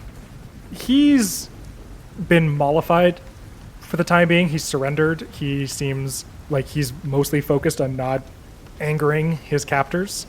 And as you're dragging him, he's like, "What a good idea. I don't do anything wrong." No. Did I pick the wrong one? Which one has the normal voice? Winston. Yeah, I want that one. Oh, my apologies. Sorry, when I get scared, I impersonate Charles. Yeah, okay. So I'm pulling him towards the back of the cart, and he's not putting up a fight, beyond, hey, what's the big idea? Or does he know something's going on? Yeah, more or less. I mean, I think after, you keep dragging him, he's like, "Where are you taking me?" You're gonna tell me what's in the back of this cart. I can do that without looking in. Oh, okay. Why would you not want to look in? Well, She's a wretched creature. Quite dangerous. Mm-hmm. Why are we bringing her back to the city to be executed? Yeah, that's vague. She's a damned Medusa. Okay, you're gonna go in there and you're gonna make sure that she's all covered up, and then you're gonna help me get my friend out of the back of this carriage. Give me a persuasion roll. 10. He seems hesitant, but he says, All right. All right. Will you let me go once I do that? Oh, after you do that. Sorry, was that an affirmative or? No, I'm thinking if I might have a couple more questions for you, but I don't see why we can't do that. Very good. Very good. all right. He walks around the corner, and he sees... Cover your eyes. Yeah, he sees that Clay is stone and says, She uncovered her head then. It appears so. all right. He closes his eyes, walks in. You can see that Clay has this burlap piece of cloth clenched in her stone fingers, and he kind of blindly walks up and starts feeling around and grabs onto the burlap and pulls it loose without breaking any digits off. There's like a screaming and a thrashing, and the carriage rocks a bit, and then he pulls it down onto her head and jumps backwards out of it, just immediately scrambles back out of the carriage. Okay. And what is all this silver for? We picked it up in the beast lair, and we were instructed to bring it to Erdenine. It would seem there's a lycanthrope problem, and we were bringing the silver so that they may melt it down and turn it into weapons to deal with the creatures. Okay, so that part is true. And why not kill this beast in its lair? Why bring it back? That I do not know nor understand. It seems that she was either made to stand trial or was thought to be of use alive. Give me a blade and I'll kill her now. No. What do you know about this magic? Not much. It's powerful magic. Need equally powerful magic to undo it. Is she dead? I don't think so. I think she's stone. Could probably be made flesh again, given the right remedy. Okay. I mean, that's, I guess, a bit of a relief that maybe she's still in there. You're not gonna run off and warn anybody that we took all your stuff? Me and Charles are just hanging out around the front of this carriage, right? I have no idea what's going on back there. No, you've got no clue. Glimki has not told you anything about Clay or what has Nope. happened. That's fine. He says, Look, if you let me go. I don't know who you're working for. I don't know why you've done this. Frankly, it's none of my business. I'm happy to walk away. You let me go. You won't see me again. Insight check? Sure. What is it? Oh, yeah, I think because of my heightened emotionals, I got a nat 1. Glimki is inclined to believe him because he's thinking more about his compatriot here. I think that's valid. Yeah, he seems honest, but you're probably not looking into it too carefully. Okay, I'm gonna take the other one. What for? Collateral. That's not necessary. Let us go. Mm, We'll go south. It'll be days before we reach another town. That gives you plenty of time to go off wherever you need to go. I feel like I'll let you go, and then we'll let him go at just a totally different place. You know? Give me a persuasion roll. 13. You won't harm him. Oh, no, I just trying to get our chances here. I let you both go, I don't know, work together to get the word out quicker this way. I don't know, you guys don't know how to corroborate your stories. You're new to this, aren't you? Yeah, a little bit. Well, could have fooled me. Brought a dragon to do this? It's truly remarkable. Well, thank you. I thought I was asking a tree for help, and the dragon showed up. Uh-huh. I mean, you seem decent. I try to be. After the storm has passed, maybe, or you can look for some shelter to dry off. There's a very nice inn at the top of the hill that you could go check out. Very lovely lady. Give me a deception roll. 17. He looks at you and says, Thanks, but anyone you consider good company, I think I better stay away from for the time being. That's fair. Might I be off then? Yeah, sure. and he turns around without another word and starts walking south down the road. And then what did she say? I don't like you very much, Charles. I think your nose is ugly. No! Why would she say... You know, it's not a classical profile, but I wouldn't say it's ugly. As you're saying that, you realize for the first time his nose is blue. Oh, it's just... Do you know... I think it's something... I think it works with the rest of what you've got going on. Because the rest of you is a bit green, so... Thanks. Yeah, no. Would you marry me? No. Well, how rich are you? He lurches to his feet and starts sprinting towards the cliff. No!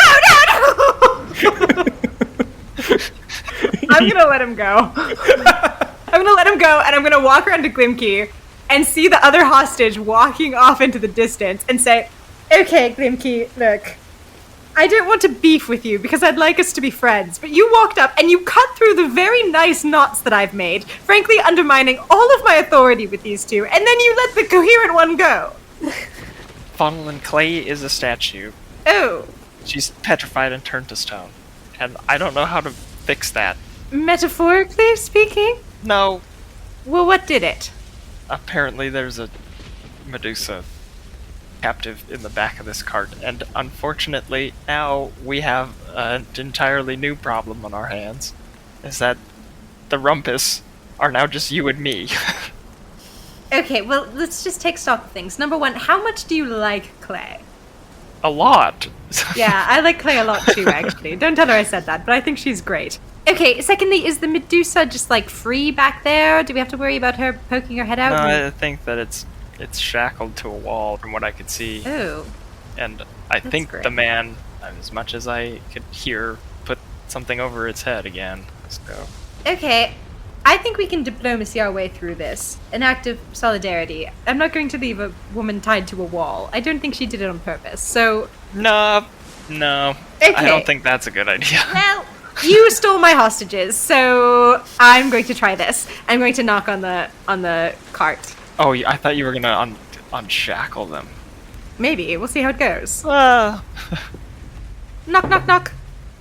So, you walk over to the carriage and knock, knock, knock, and you are met with thrashing. The carriage rocks ever so slightly, and you hear a frustrated scream.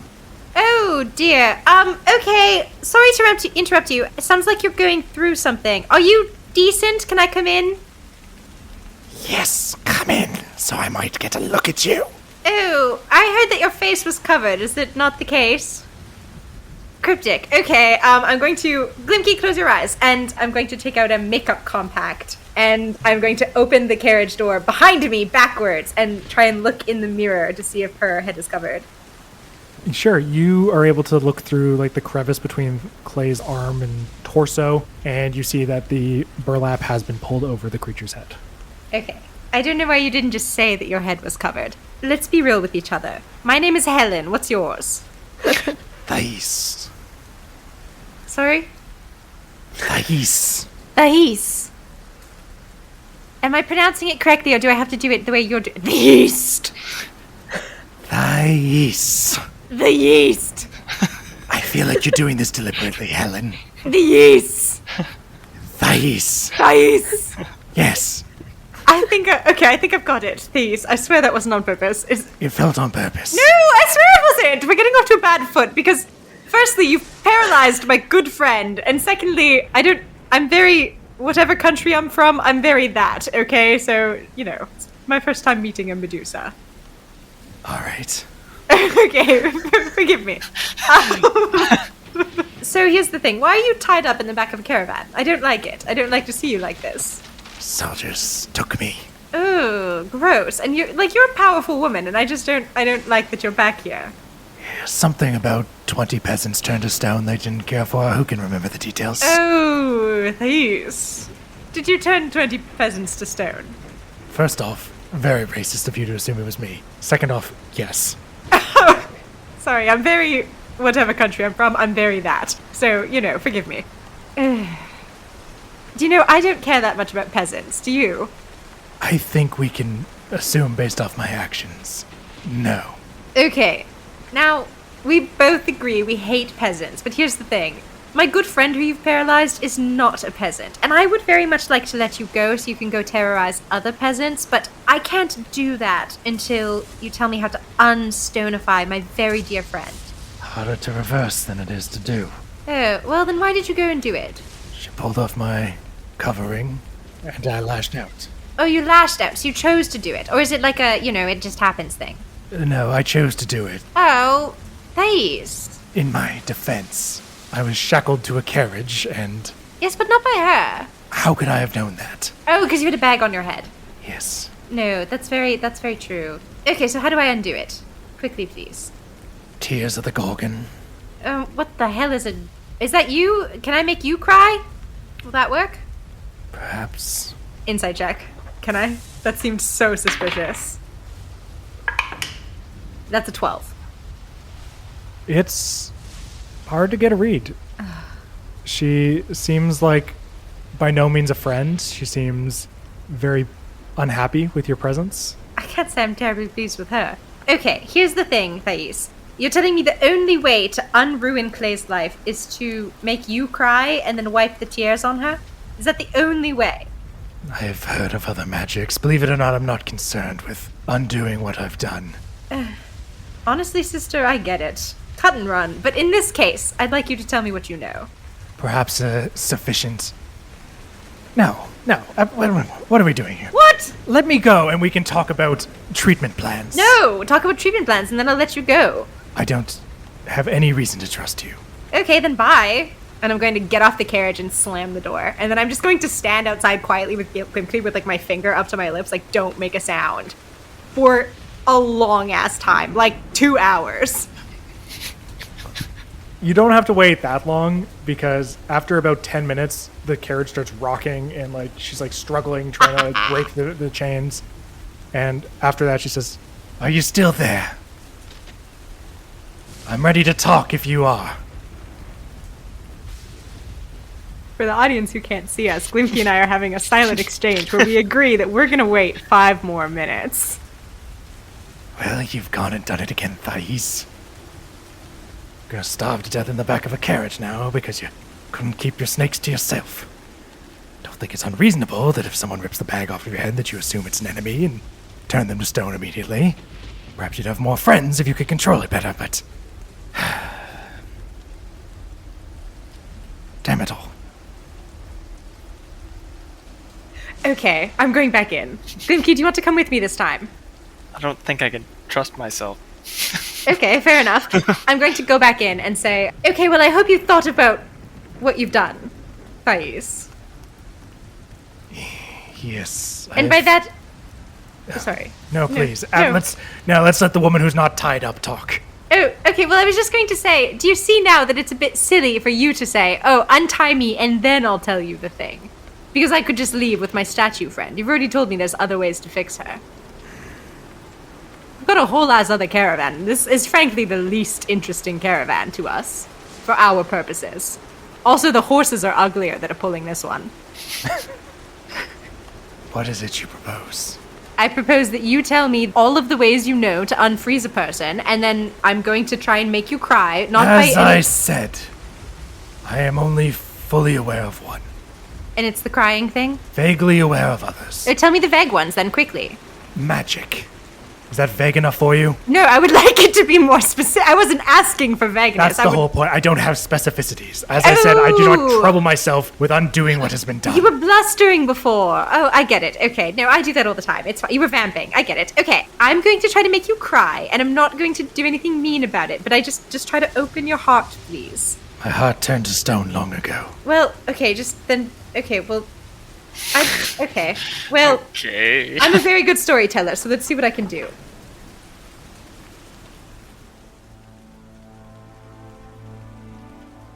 So, long ago, there was a girl, and the girl was very precocious and very smart.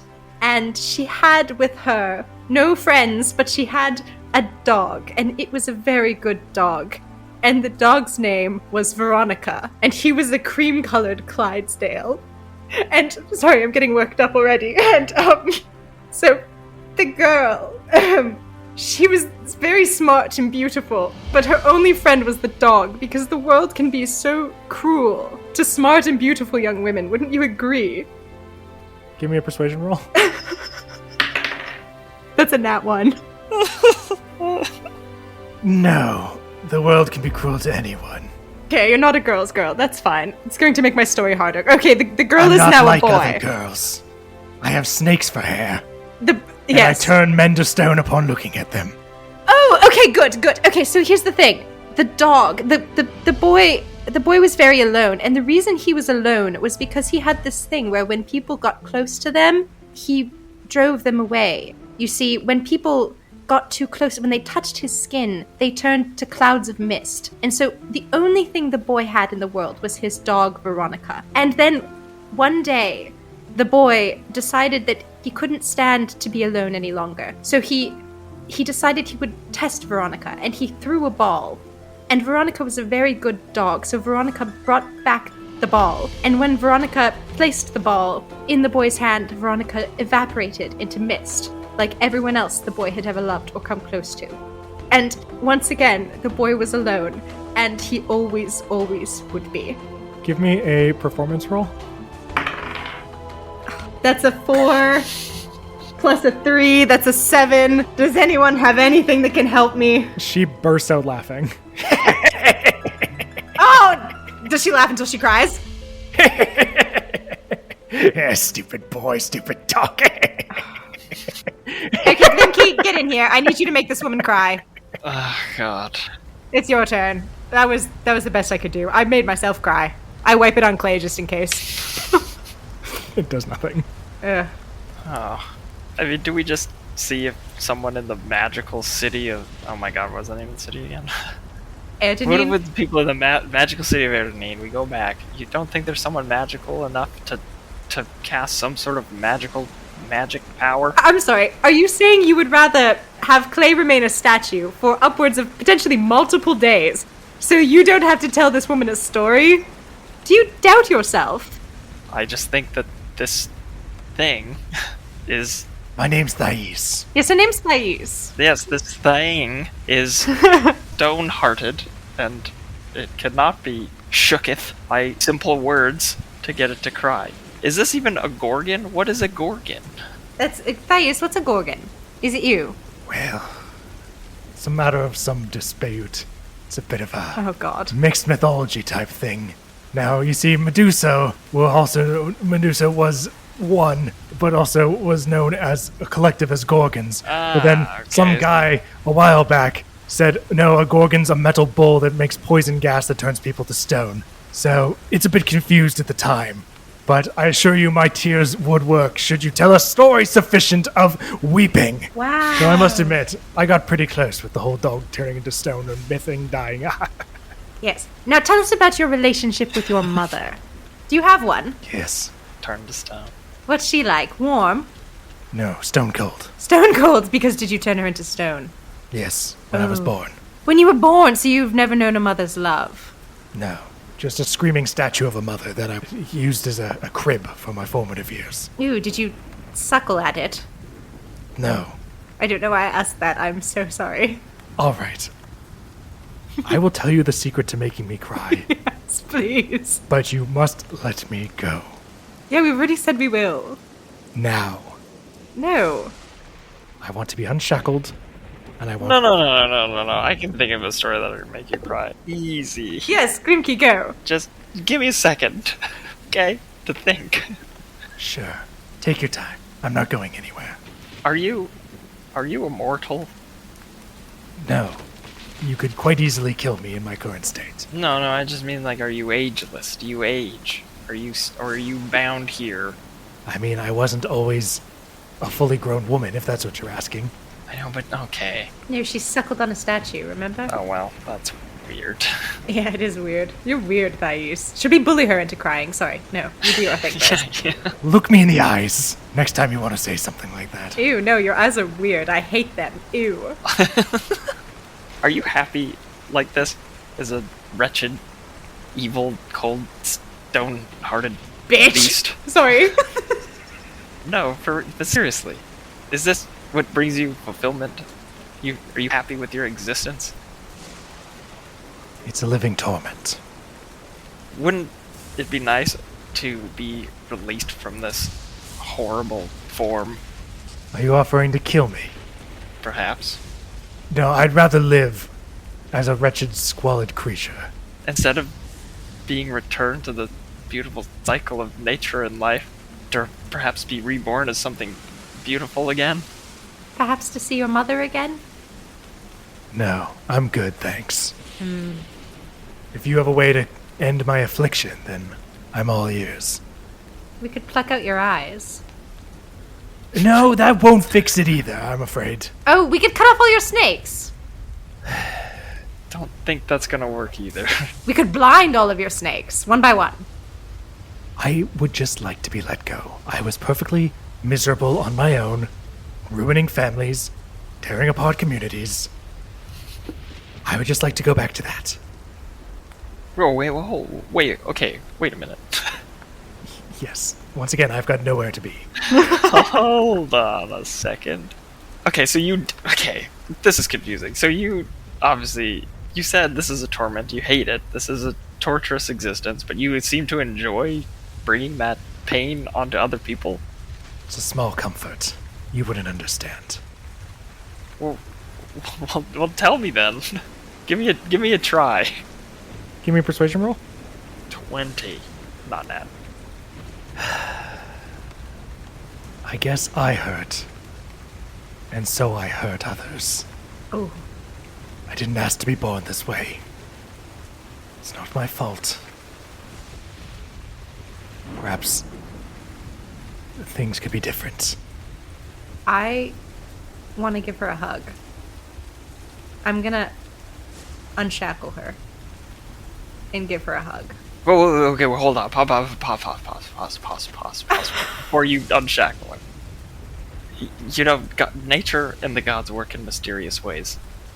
And like you said, it wasn't your choice to be born into this affliction. And because you hurt, you act out on it. But perhaps there's a chance for you to use this as a gift instead of a curse. Your purpose isn't a singular line, a one route that you take for the rest of your existence. You can make a change, much like the people that took this job to tear you from your home. Were you hurting people in that cave, or just trying to steal your treasures? They pulled you from that, and you could choose this to be an opportunity to make a change in your life, instead of being trapped and blamed for these horrible things that happen because of a curse. You can change now. Give me a persuasion roll with advantage due to the hug. Yeah. 18. She starts to cry. I let go of her immediately and start collecting her tears with my hands and wiping them on Clay's face. She continues to sob, and as she does, Clay. Faunalyn teleports? Maybe one moment you were in this carriage, and then a split second later, Faunalyn is standing directly in front of you, rubbing her hands all over your face. You don't know how she got there so quickly. You don't know how she got in front of you like that. You've never seen her move that quickly, but you're standing there, and Faunalyn's rubbing her hands all over you. Clay is mid-sentence with her hands still in that position. Like, are you okay? Whoa, Faunalyn. Oh my god, Whoa. Clay! Oh my god! I'm going to squeeze her cheeks because I'm already holding her face and plant a big smoocheroonie on her forehead. Aw. Welcome back, my friend. You were a beautiful statue. Whoa. But you look much better like this. What? Oh, you were rock for wait. like, I don't know, an hour or something? We've been emotionally abusing this woman. Who is this woman? Are you okay? Thais! Oh my god, should I let you down? I start to like go towards unshackling her. But that was the deal. I guess I unshackle her. I'll let Clay do it. Her left hand is released, her right hand is released. Clay starts to lift her burlap sack. No, again, 'cause no, she doesn't know what happened. Okay, whoa. No, that's not. Whoa, who are you? What happened? This is Aith. And Dice. Aith. Dice. Aith. She reaches up and pulls the burlap off of her head. Oh, we all have to close our eyes. I think she said she chose. Oh, okay, right, okay. You see this gray-skinned woman. She's got these snakes. They're kind of just coiled around in like a nice little bob. And she says, "I'm Thais. My apologies for turning you into stone. It was a reaction, and I see that you are not my enemy." Nice to meet you, Thais. Don't even worry about it. I didn't even notice. My name's Clay. Why were you chained up in this caravan? I don't like to see you like this. Oh, she killed 20 peasants. Oh. Yes, no, she slaughtered a village and destroyed communities. I've made some mistakes, but perhaps things can be different. I think they can. I believe that too. So, what now? I'm going to go home, and, well, there's about 20 statues in my garden that I probably ought to see if I can do something about. Oh wow. You're gonna like my name is Earl it. Go My name is Earl. Thais. My name is Thais. Her snake starts to like rattle angrily. Don't call me Earl. That's a compliment. It's a compliment. No, we like Earl. Please, are you going to, like, turn it around, kind of? I guess we'll see. That's awesome. Oh my, was it the dog story? She looks over at you, Glimki. Yes. It was very good. Oh, it was meant to be tragic. She looks over at you a second time, Glimki. I nod again. Yes. Very, very uplifting and motivational. Oh, well, thank you. Oh, that means so much to hear, and I'm going to give her another hug. She returns it. Aw. And then she says, "Now, if you'll excuse me." And she steps out of the carriage and starts traveling down the road. As the three of you watch her walk away, you see that the storm has started to ease up. You see that there are a few gaps in the clouds start to form. You look down the road and you see a man holding a rope down to another man who's pulling himself up out of the ocean. He's got a little blue nose. Oh my god. And you watch the two of them kind of like hug and then like start walking down the road together. Oh. Winston and Charles. Charles. And you are left alone. Oh, whoa, wait. Should we go after them? Are they getting away, guys? Nah, it's okay. It's okay. We made a deal with them. At least half of them. Oh, okay. Cool. So this carriage is left abandoned. The other one is damaged, but you walk over and you open it up and you see it is full of various silver pieces. There are silver pieces, there are plates, cutlery, a couple silver bars, there's some like large platters. You see it's not all pure silver, some of it is inlaid with silver, but there seems to be a small hoard worth of silver goods in this carriage. Nice. Well, okay. Mission accomplished, guys. Guys, we are so good at this. Also, where did that dragon come? You know what? We haven't had a chance to debrief yet, but isn't it kind of crazy that a dragon came out of nowhere and fought on our side? I know, right?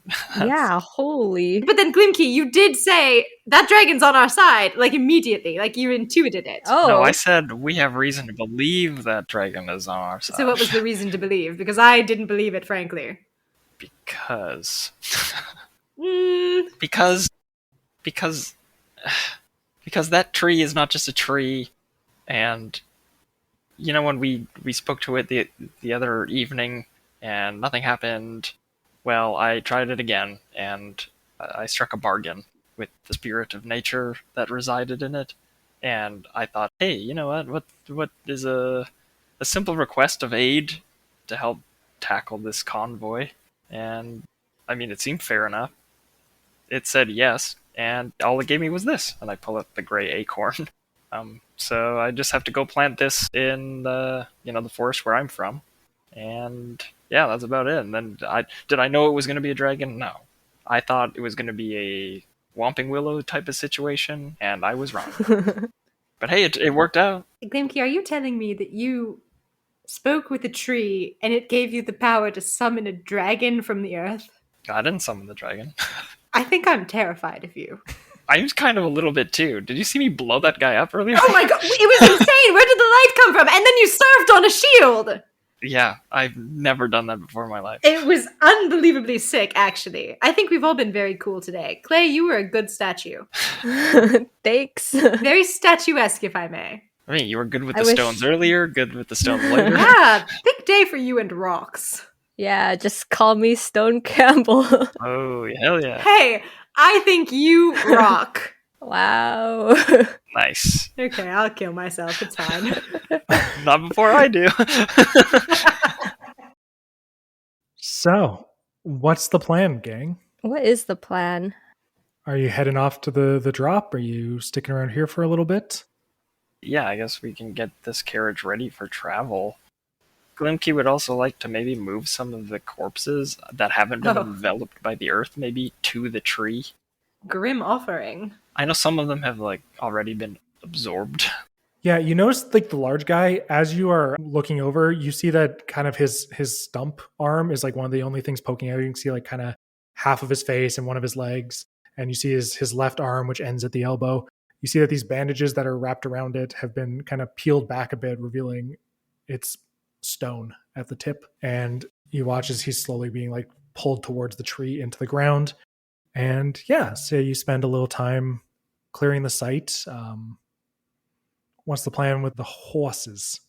I could cut the other ones loose. I wanted keep to the other one, or it's up to you. Yeah. Oh, sorry. I was just gonna say I wanted to collect some small pieces of silver and let's leave it at Tildy's house for her as her payment. Just a few baubles, and then we could get the horses ready to go. She's gonna make these horses so big. Clay, you climb up and you see that Jaquise has pulled himself up out of the earth and has started to slowly move his way inland. He hasn't gone very far, so if you hurry, you could probably catch up. But it seems like they've decided to move on. Okay, I run up Jaquise and I'm waving, and I have a bundle of silver baubles that I just pass over to him. Jaquise reaches out with his large claw and grabs the bag and lifts it up. If you recall, there's this one window up near the top of the tower, and Tildy pokes her face out and says, "What is this?" Baubles for you, I promised.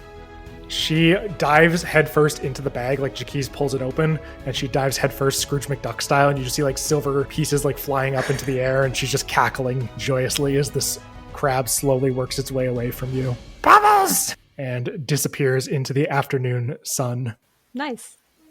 The rest of you work, you get the carriage fixed up. It took some damage, but it'll hold. You clear the road, you move the bodies next to the tree, which immediately starts to envelop them, and you head off towards the north, back towards Erdenine, back towards the rendezvous point.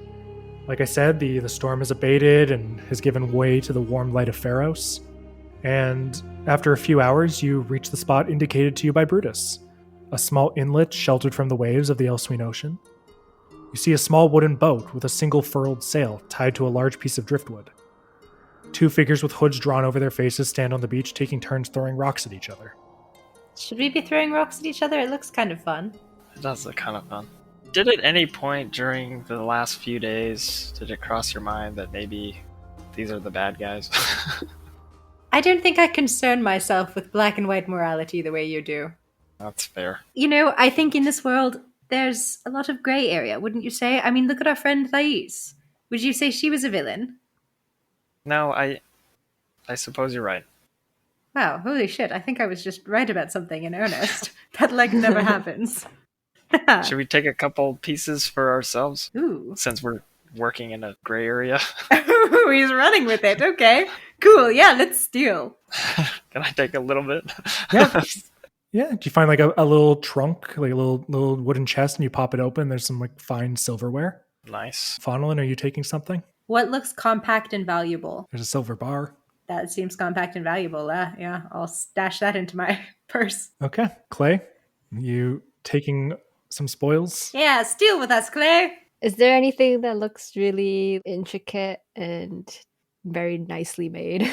Yeah, I'd say there's one of those like a Fabergé egg. You see that there's like this little it's sort of like a smooth polished stone egg that's kind of wrapped in this silver network, this little silver webbing that kind of envelops it. Stone egg? Yeah. Small. You're not gonna listen. I'm gonna tell you right now. Hey, kids. Hey, listen. You're not getting a pet out of this egg. It is purely decorative. It is a decorative egg. It's it is not a dragon egg. It's not a dragon egg. I'm gonna incubate it. Just immediately sits on it. Yeah, I take the egg. Cool. So each of you take something, and as you are kind of pulling up next to the beach here, up on this cliff, one of the hooded figures glances up and sees you, and walks over and points at you. The other one turns around and he pulls his head back, revealing Jimmy Gnawbones. Hey, what's up? I'm walking here. Am I right? You made it. You got the goods? Who's the other guy? This is Mr. Raz. And the other person pulls their hood back, revealing a Kenku, and they open their mouth, and you hear the sound of scritching and then crumpling paper, and they nod at you. Good to meet you. All right. So what's the plan from here, gang? I think they owe us some information. So the way I sees it is, you got to show us the goods. We give you the goods. We get our goods. Everybody's good. Capiche? Okay, we pull back the tarp on the carriage. Yeah, they walk over, they climb up, they look in and say, whew, ain't that just the way? That's quite the hoard you got there. You didn't take any for yourselves, did you? What if we had? Like, Yeah, I mean, arguably Brutus would be pretty pissed off, but like... Who's counting? Yeah, who's Yeah. counting? I'm gonna reach down, I'm gonna pick up another silver thing and put it in my bag. Pick up another silver thing and like whip it into the ocean. You guys are all right. You're not so bad. I take one and I tuck it into Jimmy's pocket. He starts to scream. He's like, it burns! Oh shit. I wrap it and then give it to him. Still doesn't feel good. All right, Mr. Az, grab the pet. The Kenku walks over to the boat and he hops in and he pulls out this large cage and he plops it down in the sand. And inside you see this large insect, the size of like a small dog. And it's got this chitinous plating all along it. And you see the cage is wooden, and he plops it down and he opens it up, and this creature, it's got like rust-colored plates of carapace, and there's this rope tied around its neck, and Mr. Az leads it up towards the carriage, and the creature just dives in and starts devouring the silver. And you watch every piece of silver it touches starts to quickly corrode and rust away. Whoa. Is the insect cute? Are you someone who finds large bugs that turn metal into rust cute? It sounds like it might be cute. Then yes. Yes, it is cute. Oh. Jimmy says, give the people what they asked for, hey, Mr. Az? He was at the docks. The night it all went down. Take a listen to this, huh? And the Kenku opens its mouth and begins to play.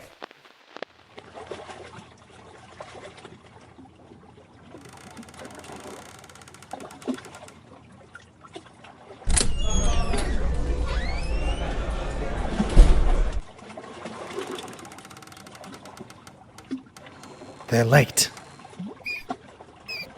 Patience. These things take time. Let's give them the benefit of the doubt. I don't like it. A million bloody things could go wrong on a night like this. If you're this easily alarmed, perhaps a different profession would be more to your temperament. To hell with temperament. Quiet. I believe our delivery has arrived.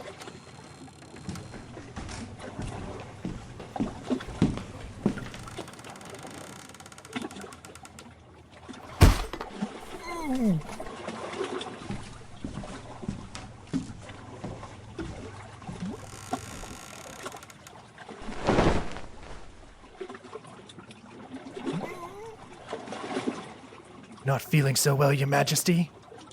Well, don't you worry. A trip to the Anchor's Chain will have you feeling right as rain. that right?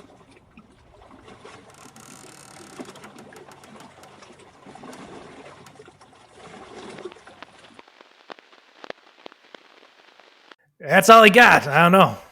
Make of it as you will, but deal struck and a bargain made, and everybody's been joyfully paid. Do you guys know anything about what the anchor's chain is? You're not from around here, are you? Yes. Yeah, all right. It's a series of islands west of here. There's maybe about a dozen or so, ranging from vacation homes for Erdenin's finest, and by that I mean richest, not the police. I don't know, maybe some police, I don't know. Maybe they got like a timeshare, I don't know. They got some nice islands, there's housing, there's resorts, if you will. That's the word I'm looking for. Others are a little more rugged, dangerous, volcanoes, the like. But I don't know. Sounds like one of them might be what you're looking for. And if you don't mind, I hate being out in the sun. It's bad for my complexion.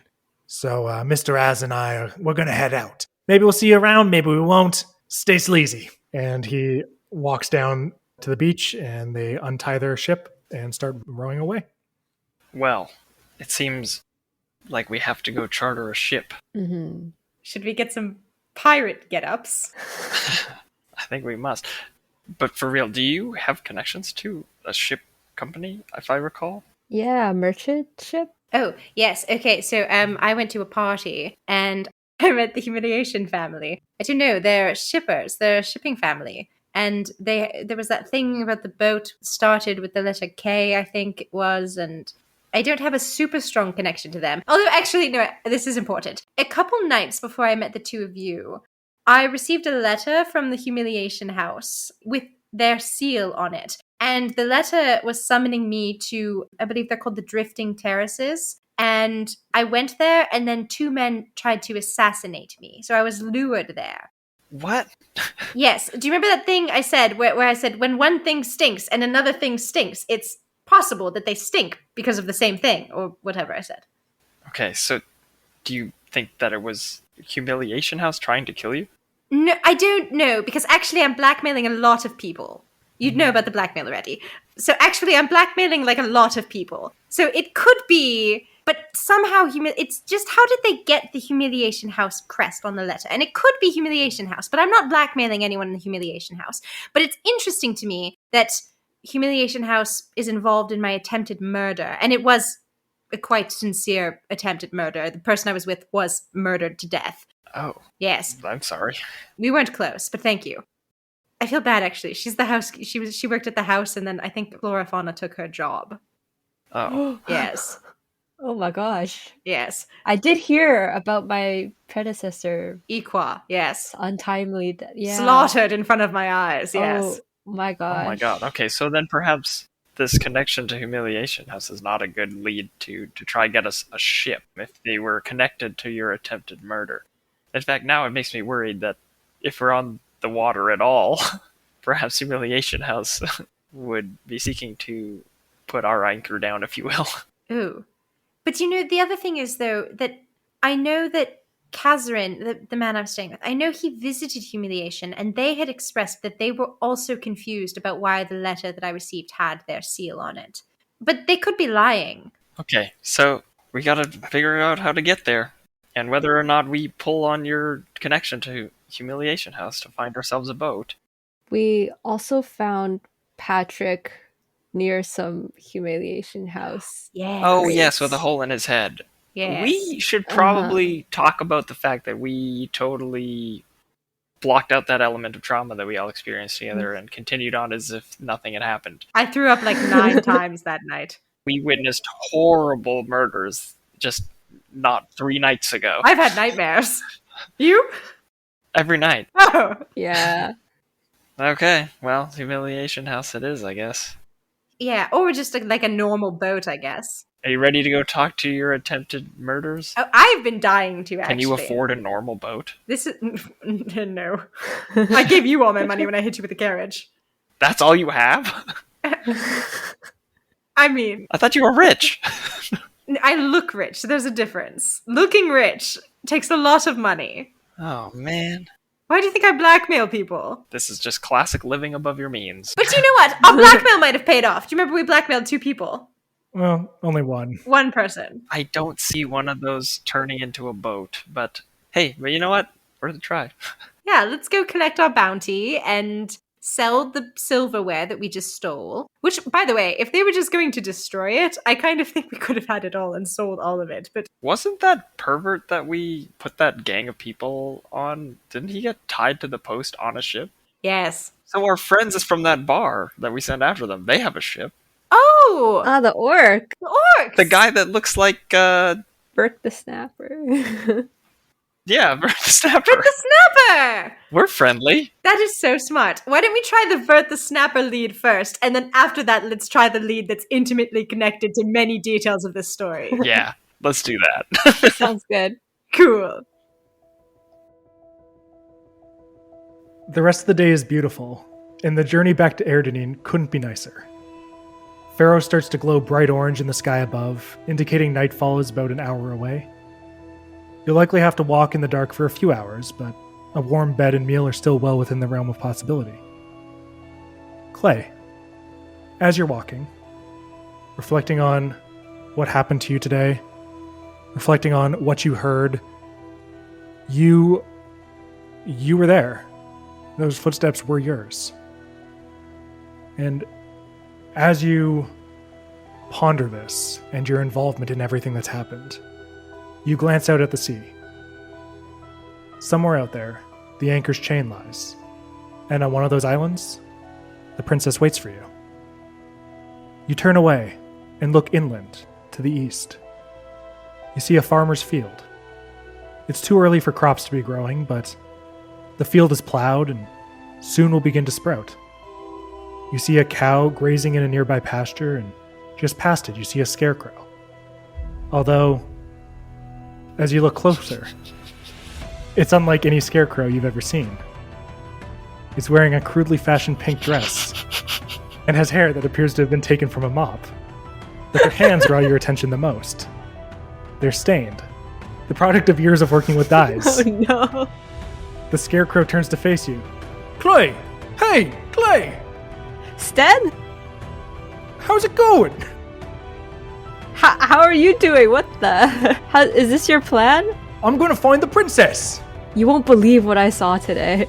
As you're about to tell him, the sun darkens above you. Oh, You shit. look up to see large winged shape, over 15 feet long, covered in blue scales. The beast lets out a mighty roar and dives down towards Sten. Clay! It's working! My plan is working! The dragon grabs Sten in its claws, pulling him into the air. You start to run towards him, but the creature is already 100 feet off the ground before you cover half the distance. You watch helplessly as Sten is carried away, his shouts of joy slowly fading on the evening wind. And that's where we're going to stop tonight's episode of Bard Soup. No. Oh god, that's so funny. As soon as you said you saw a farm, I was like, oh gosh, I know exactly. That's so funny. Oh my god. Sten! No, he got exactly what he wanted. It's good. He's gonna get taken to the princess. Well,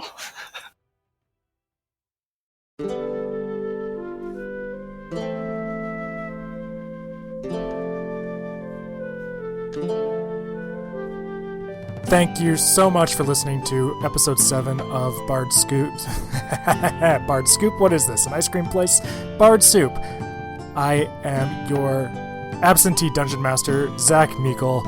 I was joined today, as always, by Prima Zhao as Clay Campbell, Jordan Johnsen as Glimki Treefellow, and Shannon Meikle as Faunalyn Vaydark. Really sorry about the delay. Somebody had to go to law school and get a degree. Don't know who. But, we'll be back now every 2 weeks, back in the swing of things. Thank you so much for everyone who's reached out, demanding more episodes. I'll never let you down again. Follow us at bard_soup on Instagram, Twitter, TikTok, and we will see you on May 22nd. Bye.